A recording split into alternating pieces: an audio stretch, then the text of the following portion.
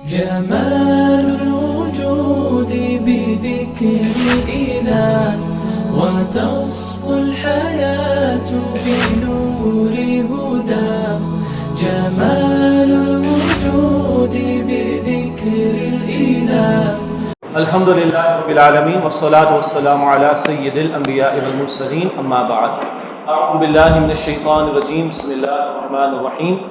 ان الدین عند اللہ الاسلام وقال اللہ تبارک وتعالی اقیموا الدین ولا تتفرقوا فیہ. وقال اللہ تبارک وتعالی هو الذی ارسل رسولہ بالہدی ودین الحق لیظہرہ علی الدین کلہ وکفی باللہ شہیدا. صدق اللہ العظیم. اللہم صلی علی محمد وعلی آل محمد وبارک وسلم. رب اشرح لی صدری ویسر لی امری واحلل عقدۃ من لسانی یفقہوا قولی واجعل لی وزیرا من اہلی. آمین یا رب العالمین. میں تنظیم اسلامی کی جانب سے آپ تمام ساتھیوں کو خوش آمدید کہتا ہوں. اور جیسے کہ ذکر ہوا کہ آج ہمارا موضوع ہے نفاذ دین اسلام، کیا، کیوں اور کیسے. ایک طویل موضوع ہے اور کچھ دن پہلے کراچی میں بیان کا موقع میسر آیا تھا تو تقریباً 1 گھنٹہ 31 منٹ وہاں پر لگے تھے. تو میں کوشش کروں گا اس سے تھوڑے سے کم میں یہ وقت میں جو دستیاب ہے یہ بات مکمل ہو سکے. بنیادی طور پر تنظیم اسلامی کے زیر اہتمام پاکستان بھر میں ہم نے نفاذ دین اسلام کا سلسلہ شروع کیا 27 اگست سے، اور انشاءاللہ یعنی 19 ستمبر تک جو ہے کم و بیش یہ سلسلہ 3 ہفتوں پر محیط کم و بیش مکمل ہوگا. اور یہ بنیادی طور پر ایک مہم ہے، یعنی ایک ہے تنظیم اسلامی کے پیش نظر مستقل کام، کیسے افراد تیاری کی جو خود اولاً اپنی ذات پر اللہ کے دین کو نافذ کرنے کی کوشش کریں اور پھر منظم ہو کر ان کی تربیت کو گزار کر ایک بنیاد مرصوص بنانے کی کوشش کی جائے اور طلبہ دین حق کی جد و جہد کے لیے ان کو تیار کیا جائے. اور پھر ایک ایسی بالآخر تحریک برپا ہو، تحریک کہ جس میں شریعت کے نفاذ کے مطالبے کے ہم کھڑے ہوں. لیکن اس وقت جو ہم نے مہم چلائی ہے یہ مختصر ہے جیسے کہ ذکر کیا گیا، اور اس کے کچھ مقاصد ہیں. 27 ستمبر سے 27 اگست سے 19 ستمبر تک مہم چلائی گئی. اس کے کچھ مقاصد میں آپ کے سامنے رکھنا چاہتا ہوں. سب سے پہلے وضاحت تو یہ کروں کہ یہاں جو حضرات اس وقت موجود ہیں اسکرین پر آپ کو خاصی توجہ رکھنی پڑے گی. تو نفاذ دین اسلام مہم کیوں شروع کی گئی، اس کا پہلا بنیادی نقطہ تو یہ ہے کہ تنظیم اسلامی کی مسلسل جد و جہد کا ایک درست ہے. عوام کی آگاہی کا معاملہ، ایک اویئرنیس کا معاملہ، لوگ آگے لکھا ہے ہم نے دین کے جامع تصور اور فریضہ اقامت دین سے متعلق ایک بھرپور آگاہی مہم، بھرپور انداز سے پورے پاکستان میں ہم کوشش کر رہے ہیں کہ دین کا جامع تصور اور دین اپنا غلبہ چاہتا ہے، اور اس غلبہ دین کی جد و جہد کرنا ہمارے ذمہ فرض ہے. اس کی آگاہی کی ہم نے کوشش کی ہے، اور اسی تسلسل میں ارباب اختیار ہوں، ذمہ داران ہوں، دینی نمائندگان ہوں اور عوام الناس ہوں، ان کے حضور ہم نے کچھ گزارشات رکھنے کی کوشش کی ہے. ہم نے کوشش کی کہ اراکین پارلیمنٹ ہوں اور دیگر جو حکومتی ذمہ داران ہیں ان تک بھی ہم نے اس مہم کے حوالے سے مواد کو پہنچانے کی کوشش کی ہے. دینی جماعتیں ہیں، ان کے سربراہان ہیں، علماء کرام ہیں، ائمہ مساجد ہیں، ان تک بھی اپنا لٹریچر اس موضوع کے حوالے سے ہم نے پہنچانے کی کوشش کی ہے. سوشل میڈیا کا استعمال، پرنٹ میڈیا کا استعمال، الیکٹرانک میڈیا کا استعمال، جہاں تک میسر آ سکے ہمیں دستیاب وسائل ہم نے کوشش کی ہے پیغام کو عام کیا جائے. خطابات جمعہ کے ذریعے، لیفلیٹس کے ذریعے، بروشرز کے ذریعے، کتابچوں کے ذریعے ہم نے کوشش کی ہے کہ اس کو عام کرنے کی کوشش کی جائے. اس تصور کو کہ دین کا جامع تصور کیا ہے اور آپ کی ہماری دینی ذمہ داریوں میں اللہ کے دین کو نافذ کرنے کی جد و جہد کرنا بھی شامل ہے. آج کے نشست میں بھی انہی امور کے حوالے سے آگے انشاءاللہ آپ کے سامنے گفتگو رکھی جائے گی، اور آج کا یہ موقع خطاب بھی اسی نفاذ دین اسلام مہم کا ایک بنیادی طور پر تسلسل ہے کہ جس میں یہ سارے پہلو آپ کے سامنے رکھے جائیں گے. یہ آج ہمارا بنیادی موضوع ہے نفاذ دین اسلام، کیا، کیوں اور کیسے. الحمدللہ اس مہم کے دوران میں کتابچہ بھی ہم نے شائع کیا اور اس کا عنوان ہم نے یہی رکھا ہے نفاذ دین اسلام، کیا، کیوں اور کیسے. انشاءاللہ تعالی وہ بھی آپ کو ہمارے رفقا کے ذریعے میسر آ سکے گا. اور جو لوگ انٹرنیٹ استعمال کرتے ہیں ہماری جو ویب سائٹ ہے tanzeem.org، tanzeem.org پر اگر آپ جائیں گے تو وہاں پر آپ کو ایک چھوٹا سا بینر ملے گا اسی مہم کے حوالے سے، اور جتنا مواد ہم نے شائع کرنے کی کوشش کی ہے، اور اسی طرح بانی تنظیم اسلامی ڈاکٹر اسرار صاحب رحمۃ اللہ علیہ ان کے خطابات اور کچھ اور کتابچیں، وہ سارے کے سارے آپ کو انشاءاللہ ویب سائٹ پر بھی ہمارے مل جائیں گے tanzeem.org پر. یہ کتابچہ ہے جو ہم نے اس مہم کے دوران میں شائع کیا ہے، ہماری ویب سائٹ پر بھی دستیاب ہے، اور امید ہے ہمارے رفقا کے ذریعے آپ تک پہنچا ہوگا، یہ انشاءاللہ تعالی پہنچ سکے گا، اور آپ حاصل کرنا چاہیں گے تو رابطہ رکھیے گا، ہمارے رفقا سے آپ کو انشاءاللہ فراہم کر دیا جائے گا۔ اب آئیے اس موضوع پر براہ راست آنے سے پہلے کہ نفاذ دین اسلام کیا، کیوں اور کیسے، پہلے دین اسلام کے تصور کو مختصراً سمجھ لیں۔ دین کا اگر جامع تصور سامنے ہوگا تو پھر اس کے نفاذ تک بات پہنچے گی، لیکن اگر دین کا تصور ہی محدود ہو جائے تو ہو سکتا ہے کہ جمعے کی 2 رکعت پر مسلمان مطمئن ہو کر 1 ہفتے چھٹی پر چلا جائے، ماہ رمضان میں کچھ عبادات فرض انجام دے کر 11 مہینے کی چھٹی پر چلا جائے۔ تو پہلے تو دین کے تصور کو طور پر جامع طور پر سمجھنے کی ضرورت ہے۔ اس کو سمجھانے کے بہت سارے انداز ہو سکتے ہیں۔ پولیٹیکل سائنس میں جب زندگی کا احاطہ کرتے ہوئے اس کو سمجھانے کی کوشش کی جاتی ہے تو زندگی کے 2 بڑے بڑے حصے، بہت سادہ سی بات ہے، ایک انفرادی حیثیت اور ایک اجتماعی حیثیت۔ زندگی کا ایک انفرادی حصہ ہے، زندگی کا ایک اجتماعی حصہ ہے۔ تھوڑا اس کو اور ایلیبوریٹ کرنے کی کوشش کریں، واضح کرنے کی کوشش کریں تو انفرادی زندگی میں بھی 3 بڑے بڑے گوشے ہمارے سامنے آتے ہیں، اور اجتماعی زندگی میں بھی 3 بڑے بڑے گوشے ہمارے سامنے آتے ہیں۔ یہ سمجھانے کا ایک انداز ہے، اور اگر آپ غور کریں گے، میں 2 کا اشارہ بھی آپ کو دے دوں گا، یہ 6 کی جگہ 60 بھی ہو سکتے ہیں اور 600 بھی ہو سکتے ہیں، لیکن ظاہری بات ہے گوشوں پر کلام کریں گے تو فجر ہو جائے گی۔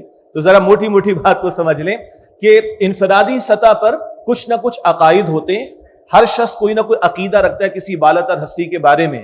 ہم تو اللہ سبحانہ وتعالیٰ کو مانتے، اس کے علاوہ بھی لوگوں کے تصورات ہیں، اور کوئی زیادہ ہی ہینڈسم اسمارٹ بن کر کہتا ہے میں کسی خدا کو نہیں مانتا، تو وہ بھی ایک عقیدہ ہی رکھتا ہے، یہ ایک الگ بحث ہے، وہ بھی ایک عقیدہ رکھتا ہے، اس کا طرز عمل بالکل ڈیفرنٹ ہوتا ہے، اور جو کسی بڑی بالاتر ہستی کا تصور رکھے گا اس کا طرز عمل بالکل ڈیفرنٹ ہوگا۔ تو کچھ نہ کچھ عقائد ہیں، آرٹیکلس آف فیتھ جنہیں کہا جاتا ہے انگریزی کے اندر، یا بلیفز بھی کہا جاتا ہے۔ پھر کچھ عبادات ہیں، انسان جس کو بڑا مانتا ہے اس کے لیے کچھ نہ کچھ پرستش کے انداز اختیار کرے گا، عبادت کے انداز اختیار کرے گا، جن کو ہم عبادات کہتے ہیں، انگریزی میں موڈس آف ورشپ کہا جاتا ہے۔ تیسرا حصہ یا تیسرا گوشہ وہ رسومات کا ہے، جنہیں انگلش میں سوشل کسٹمز کہا جاتا ہے۔ بچے کی ولادت ہو گئی، کچھ نہ کچھ تو سیلیبریٹ کرنے کا معاملہ کرے گا نا، نکاح کا موقع آ جائے گا کچھ تو کیا جائے گا، انتقال ہو جائے گا تو میت کے ساتھ کچھ تو کرے گا نا۔ تو یہ وہ گوشے ہیں جہاں ہر انسان کوئی نہ کوئی رویہ اختیار کرتا ہے، یہ انفرادی زندگی ہے، عقائد ہیں، عبادات ہیں اور رسومات۔ لیکن زندگی اس سے آگے بھی ہے، اور بہت کچھ اس سے آگے بھی ہے، جس کو ہم اجتماعی زندگی کہتے ہیں۔ نکاح ہی کے نتیجے میں ایک گھر وجود میں آتا ہے، کچھ گھرانے مل کر رہنا شروع کر دیں تو ایک معاشرہ وجود میں آ جائے گا۔ اسی لیے ایک معاشرتی نظام، سوشل سسٹم کی ضرورت ہوگی، افراد ساتھ رہیں گے، حقوق ہوں گے، فرائض ہوں گے، اسی طرح آپس میں دین کے معاملات ہوں گے۔ تو اگلا نقطہ آئے گا معاشی نظام کے اعتبار سے، اکنامک سسٹم کے اعتبار سے۔ ایک علاقے میں، ایک معاشرے میں کچھ لوگ رہیں گے تو کچھ کمائی کے ذرائع ہوں گے، کچھ خرچ کرنے کے معاملات ہوں گے، لین دین کے معاملات ہوں گے، تو کوئی نہ کوئی معیشت کا سسٹم بھی، اکنامک سسٹم بھی چاہیے ہوگا۔ اس سے آگے لکھا ہے سیاسی نظام۔ جب لین دین ہوگا تو ہر چیز ہمیشہ ٹھیک نہیں چلتی، کبھی گڑبڑ بھی ہوتی، کبھی جھگڑا بھی ہوتا ہے۔ جھگڑا ہو جائے گا تو نمٹائیں گے کیسے؟ تو کسی بڑے کی ضرورت ہے، کس کو اتھارٹی مانا جائے، کس کے پاس اپنے جھگڑے لے کر جائیں، تو وہاں پر ایک سیاسی نظام کی ضرورت پیش آئے گی، جس کو ہم پولیٹیکل سسٹم کہتے ہیں۔ اگر آپ غور کریں گے تو اس میں ہم بحث کر سکتے ہیں، اخلاقی نظام کو بھی آنا چاہیے، وہ سوشل سسٹم میں لے کر آ جائیں گے۔ آپ عدلیہ کی بات کر سکتے ہیں، ایجوکیشن کی بات کر سکتے ہیں، کہیں نہ کہیں فٹ کر دیا جائے گا۔ لیکن اس سلائیڈ کو ہم مکمل کر رہے ہیں کہ زندگی انفرادی بھی اور اجتماعی بھی ہے۔ انگریزی کا ایک لفظ ہے ریلیجن، انگریزی کا لفظ ہے ریلیجن، وہ انفرادی زندگی سے بحث کرتا ہے۔ ہمارے ہاں عام طور پر اس کا ترجمہ لفظ مذہب سے کر دیا جاتا ہے، لیکن میں انگریزی کے ریلیجن کی بات کر رہا ہوں۔ A set of instructions dealing with the personal affairs of life. That's it. کچھ ہدایات کا مجموعہ کہ جو زندگی کے انفرادی حصے سے کلام کرتا ہے۔ عربی کا لفظ ہے دین، ابھی آگے آیات بھی آ جائیں گے انشاءاللہ تعالی۔ دین کا بہتر ترجمہ اردو میں ہے نظام، اور دین کا بہتر ترجمہ انگریزی میں سسٹم۔ تو دین زندگی کے تمام گوشوں پر حاوی ہوتا ہے۔ لفظ دین قرآن پاک استعمال کیا، اس کا بہتر اردو میں ترجمہ نظام اور انگریزی میں ترجمہ سسٹم کا ہے۔ اور سسٹم اجتماعی زندگی کو بھی فوکس کرتا ہے اور زیادہ کرتا ہے، انفرادی زندگی سے بھی کلام کر لے گا کچھ نہ کچھ، لیکن کمپلیٹ سسٹم وہ صرف دین اسلام ہے۔ آگے اس پر ہم کلام کر لیں گے انشاءاللہ۔ یہ نقطہ تو تھا لفظ دین کے اعتبار سے کہ دین پوری زندگی پر حاوی ہوتا ہے، محیط ہوتا ہے، وہ زندگی کے انفرادی معاملات کے لیے بھی رہنمائی دے گا اور زندگی کے اجتماعی معاملات کے لیے بھی رہنمائی عطا فرمائے گا۔ اب آئیے اسی لفظ دین کو جو اللہ تعالیٰ نے قرآن حکیم میں اسلام کے لیے استعمال فرمایا، 5 آیات کو ایک تسلسل میں سمجھنے کی کوشش کرتے ہیں۔ قرآن حکیم میں سورہ آل عمران آیت نمبر 19 سے اللہ تعالیٰ فرماتا ہے کہ ان الدین عند اللہ اسلام، دین تو بے شک اللہ کے نزدیک فقط اسلام ہے. اگر کوئی سسٹم اللہ کے یہاں قابل قبول ہے تو وہ فقط اسلام ہے. وہ اب دنیا میں سسٹم کی بحث چلتی. بش نے بھی کہا تھا 9/11 کے بعد our system would prevail، ہمارا سسٹم چلے گا. اللہ کہتا ہے تمہارا نہیں میرا چلے گا. اللہ 3 مرتبہ قرآن میں فرماتا ہے ان الحکم الا للہ. سورہ یوسف کی آیت نمبر 40 ہے، سورہ یوسف کی آیت نمبر 67 ہے، سورہ انعام کی آیت 57 ہے. ان الحکم الا للہ، حکم کا اختیار تو کل کا کل اللہ کے لیے ہے. تو پہلی آیت اس تسلسل میں آل عمران آیت نمبر 19، اللہ کے ہاں دین، سسٹم، نظام فقط اسلام قابل قبول. دوسرا مقام ہے سورہ آل عمران کی آیت نمبر 85 وَمَن يَبْتَغِ غَيْرَ الْإِسْلَامِ دِينًا فَلَن يُقْبَلَ مِنْهُ. جو اسلام کو چھوڑ کر کوئی اور دین اختیار کرے گا وہ ہرگز اللہ کے ہاں قابل قبول نہیں ہوگا. یہ ہے میرا آپ کا سب سے بڑا مسئلہ. رہ رہے ہیں دنیا میں، اصل ٹھکانہ آخرت میں. بھیجا گیا ہے دنیا میں وَإِنَّا إِلَيْهِ راجعون، اصل مسئلہ کہاں کا ہے؟ آخرت کا. وہاں اللہ اس کے بارے میں بھی فرماتا ہے اسلام کے سوا کچھ اور لاؤ گے تو قابل قبول نہیں. یہ ہے بڑا مسئلہ میرے اور آپ کے لیے، بلکہ سب سے بڑا مسئلہ. آگے فرمایا کہ وَهُوَ فِي الْآخِرَةِ مِنَ الْخَاسِرِينَ، اور ایسے افراد کہ جو اسلام کے سوا کسی اور نظام کو اختیار کرے، کوڈ آف لائف کو، سسٹم آف لائف کو، نظام زندگی کو اختیار کرے، وہ اللہ کے ہرگز قابل قبول، اور ایسے افراد آخرت میں خسارہ پانے والے ہوں گے. تیسرا مقام ہے مشہور آیت ہے سورۃ المائدہ کی آیت نمبر 3. حجۃ الوداع کے موقع پر اس کا نزول ہوا. الیوم اکملت لکم دینکم واتممت علیکم نعمتی ورضیت لکم الاسلام دینا. آج کے دن میں نے تمہارے لیے تمہارے دین کو مکمل فرما دیا. اللہ فرما رہا ہے. ہم تو مسلمان ہیں، کوئی منطقی عقلی مباحث اور بحثوں کی ضرورت تو نہیں. اللہ کہتا ہے میں نے یہ اسلام دین کے طور پر مکمل فرما کر دے دیا. واتممت علیکم نعمتی، اپنی نعمت تم پر مکمل فرما دی. بہت پیاری بات ہے. اللہ نے دین، شریعت نعمت کے طور پر دی ہے، زحمت نہیں ہے. دین نعمت ہے. اور آگے فرمایا کہ وَرَضِيتُ لَكُمُ الْإِسْلَامَ دِينًا، اور اللہ فرماتا ہے میں نے اسلام کو تمہارے لیے دین کے طور پر پسند فرما لیا. not as a religion but as a دین. صرف کچھ انفرادی سطح کی ہدایات کا مجموعہ نہیں، مکمل ضابطۂ حیات دین اسلام کے طور پر اللہ تعالیٰ کہتا ہے کہ میں نے تمہارے لیے پسند فرما لیا. پھر اللہ مطالبہ کرتا ہے پورے اسلام میں آؤ. سورۃ البقرہ آیت نمبر 208 ہے یا ایھا الذین آمنوا ادخلوا فی السلم کافہ، اے ایمان والو اسلام میں پورے کے پورے داخل ہو جاؤ. تو اس میں ایمانیات بھی ہیں، اس میں عبادات بھی ہیں، اس میں اخلاقیات بھی ہیں، اس میں حقوق العباد بھی ہیں، اس میں خوشی غمی کے مواقع کے احکامات بھی ہیں. بس نہیں بھائی، اس سے آگے خاندانی زندگی بھی ہے، معاشرتی معاملات بھی ہیں، معاشی معاملات بھی ہیں، سیاسی معاملات بھی ہیں، اجتماعی سطح کے مسائل بھی ہیں. ان سب کے لیے اللہ کہتا ہے پورے کے پورے اسلام میں داخل ہو جاؤ. اور آخری بات تو ہلا دینے والا مقام ہے. کچھ لو کچھ نہ لو، کچھ مانو کچھ نہ مانو، کچھ پر عمل کرو کچھ پر عمل نہ کرو. اللہ فرماتے یہ قابل قبول نہیں. سورۃ البقرہ آیت نمبر 85 ہے افتؤمنون ببعض الکتاب وتکفرون ببعض، کیا تم کتاب کا ایک حصہ مانتے ہو ایک حصہ نہیں مانتے؟ پس منظر میں یہود کا ایک واقعہ بھی، ایک حکم تورات کا مانا دوسرا نہ مانا، ایک حکم پر عمل کیا دوسرے حکم پر عمل نہ کیا. تو قرآن فرما رہا ہے اس تناظر میں، اور یہ رہنمائی آج ہمارے لیے بھی. سورۃ البقرہ آیت نمبر 85 افتؤمنون ببعض الکتاب وتکفرون ببعض، کیا تم کتاب کا ایک حصہ مانتے ہو دوسرا حصہ نہیں مانتا، ایک حکم لیتے ہو دوسرا نہیں لیتے، ایک پر عمل کرتے ہو دوسرے پر عمل نہیں کرتے. اگر یہ تقسیم تم کر دو، اگر یہ پارشل اوبیڈینس میں تم آ جاؤ، اگر یہ جزوی اطاعت کی روش پر تم آ جاؤ، تو یہ جزوی طور پر پارشلی اوبے کرنا، فالو کرنا، اطاعت کرنا یہ قابل قبول نہیں. قابل قبول تو دور کی بات ہے. فما جزاء من يفعل ذلك منكم الا خزي في الحیات الدنیا، جو تم میں سے رویہ اختیار کرے، کچھ مانے کچھ نہ مانے، کچھ پر عمل کرے کچھ پر عمل نہ کرے، اس کی سزا اس کے سوا کیا ہوگی کہ دنیا میں ذلت اور رسوائی کا معاملہ ہو، اور ویوم القیامۃ یردون الی اشد العذاب، پھر آخرت کا معاملہ. اور قیامت کے دن اللہ تعالیٰ ایسے لوگوں کو شدید عذاب میں لوٹائے. واللہ بغافل عما تعملون، اور یہ لوگ تم جو کچھ کرتے ہو اللہ تعالیٰ اس سے بے خبر نہیں ہے. یہ کتنی آیات میں نے آپ کے سامنے رکھی؟ 5 ایک تسلسل میں. اللہ کے یہاں دین فقط اسلام، اللہ کے یہاں اسلام کے سوا کچھ اور قابل قبول نہیں. اللہ فرماتے دین مکمل فرما کر دیے، اس کی تفسیر اپنی جگہ پر ہے. اور اللہ فرماتے پورے کے پورے اسلام میں آؤ، اور اللہ فرماتا ہے میرے احکام کا ایک حصہ لو ایک نہ لو، کچھ پر عمل کرو کچھ پر عمل نہ کرو، یہ قابل قبول نہیں ہے. یہ ہے تھوڑی سی وضاحت جو دین کے تعلق سے میں نے چاہا کہ براہ راست موضوع پر آنے سے پہلے ہمارے سامنے آ جائے.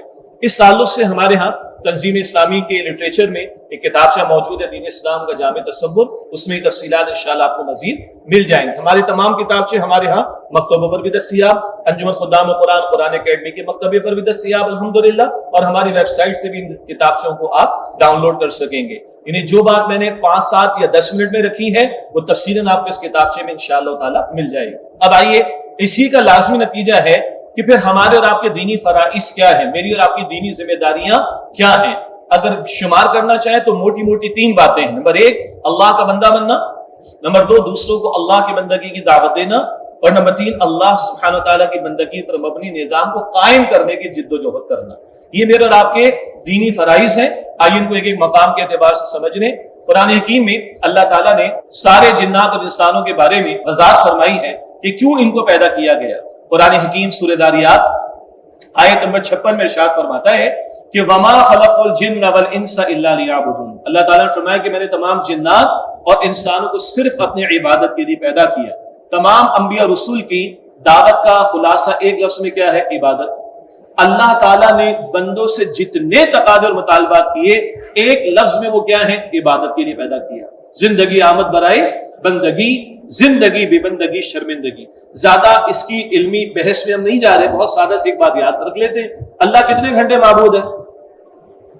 بھئی کہہ سکتے ہیں کہ جمعے کے 2 گھنٹے، ہاں، یا کہہ سکتے ہیں روزانہ کی 5 وقت نماز میں 2 گھنٹہ لگتا ہے، 2 گھنٹہ معبود اللہ معبود اور 22 گھنٹہ میں فارغ۔ کین وی سے دس؟ نہیں کہہ سکتے نا، اس کی علمی بحث اپنی جگہ، بہت سادہ سی بات ہے۔ اللہ معبود کتنے گھنٹے؟ 24 گھنٹے، تو بندہ کتنے گھنٹے بننا ہے؟ بولے بھائی، ختم ہو گئی بات۔ اور 24 گھنٹے میں کیا صرف نماز شامل ہے؟ روزہ زکوٰۃ شامل ہے؟ نہیں، آپ کا میرا گھر بھی شامل، ابھی تو سمجھا ہم نے، خوشی غمی بھی شامل، کاروبار بھی شامل، پارلیمنٹ بھی شامل، عدالت بھی شامل، سیاست بھی شامل، ریاست، کوئی بچے گا پھر؟ یہ تصور، اگر تمام احکامات کو ایک لفظ میں بیان کرنا چاہیں، اللہ نے جتنے مطالبات کے ایک لفظ میں بیان کرنا چاہیں، ہر نبی نے کہا، ہر رسول کی دعوت۔ سورہ آراف آیت 59 ہے، نوح علیہ السلام کے الفاظ ہیں، یا قوم اعبدوا اللہ، اے میری قوم اللہ کی عبادت کرو۔ قرآن پاک کے شروع میں رسول اللہ سارے انسانوں کے لیے صلی اللہ علیہ وسلم، یا ایھا الناس اعبدوا ربکم، سورہ البقرہ آیت نمبر 21 ہے، اے انسانوں کے رب کی عبادت کرو۔ تو اگر باقی کچھ نہ بیان ہو، لفظ عبادت میں سارے تقاضے آ جاتے ہیں۔ البتہ ہم اللہ کے بندے ہیں اور محمد مصطفیٰ صلی اللہ علیہ وسلم کے امتی ہیں، تو خیر امت ہے نا، سبحان اللہ، اجر و ثواب بھی بڑا ہمیں معلوم ہے، تو ذمہ داری بھی ڈبل ہے۔ ختم نبوت کے بعد اب کار رسالت والا معاملہ، پہنچانے والا معاملہ، اور پیش کرنا عملاً بھی، یہ ذمہ داری بھی ہمارے کاندھوں پر ہے۔ چنانچہ اگلا تقاضا ہم سے کیا ہے کہ دوسرا فریضہ ہے دین کو دوسروں تک پہنچانا۔ اس کے لیے بہت سارے مقامات ہیں، ایک ایک مقام میں آپ کے سامنے رکھ رہا ہوں۔ سورۃ البقرہ آیت نمبر 143 143، وَكَذَلِكَ جَعَلْنَاكُمْ أُمَّةً وَسَطًا لِتَكُونُوا شُهَدَاءَ عَلَى النَّاسِ وَيَكُونَ الرَّسُولُ عَلَيْكُمْ شَهِيدًا۔ غور کیجئے گا، اس آیت کریمہ میں امت کو شہداء کہا گیا اور رسول اللہ علیہ السلام کو شہید کہا گیا۔ اللہ اکبر۔ ایک وہ شہید ہے جو جان تک کا نذرانہ پیش کر دے، بجا احادیث مبارکہ میں تذکرہ آتا ہے، اور سورہ ال عمران کی ایک آیت کی روشنی میں شہداء کا لفظ اللہ کی راہ میں قتل ہونے والوں کے لیے بھی استعمال ہوتا ہے، لیکن کئی مرتبہ، بلکہ قرآن پاک میں اکثر مرتبہ قتل کا لفظ آتا ہے اللہ کی راہ میں، جس کا جو جان کا نذرانہ پیش کر دے۔ شہید اور شہداء کا لفظ امت کے لیے، رسول اللہ کے لیے ہے صلی اللہ علیہ وسلم، کس معنی میں؟ وَكَذَلِكَ جَعَلْنَاكُمْ أُمَّةً وَسَطًا، تمہیں ایک معتدل امت بنا، یہ بھی ترجمہ۔ وسط کا ترجمہ بہترین بھی ہے، اور وسط کا ترجمہ درمیان کا بھی ہے۔ تمہیں درمیانی امت بنایا تاکہ تم لوگوں پر شہداء گواہ ہو جاؤ، اور رسول اللہ علیہ السلام تم پر شہید یعنی گواہ ہو جائیں۔ حضور پہنچا گئے پورا قرآن، حضور پہنچا گئے پورا دین، اور حضور گواہی لے کر گئے، میں نے پہنچا دیا۔ حجۃ الوداع کا موقع، سب نے عرض کیا رسول اللہ اپنے حق وصیت، حق نصیحت، حق امانت ادا فرما دیا۔ پھر حضور نے امت کے حوالے ذمہ داری کی صلی اللہ علیہ وسلم، فَلْيُبَلِّغِ الشَّاهِدُ الْغَائِبُ، جو آج یہاں موجود ہیں ان لوگوں تک اس پیغام کو پہنچا دے جو یہاں پر موجود نہیں ہیں۔ یہ آپ کی میری دوسری ذمہ داری، ختم نبوت کے بعد یہ کار رسالت والی ذمہ داری امت مسلمہ کے کاندھوں پر ہے۔ البتہ حضور نے صرف پہنچا کر نہیں دکھایا، قائم اور نافذ کر کے دکھایا ہے صلی اللہ علیہ وسلم۔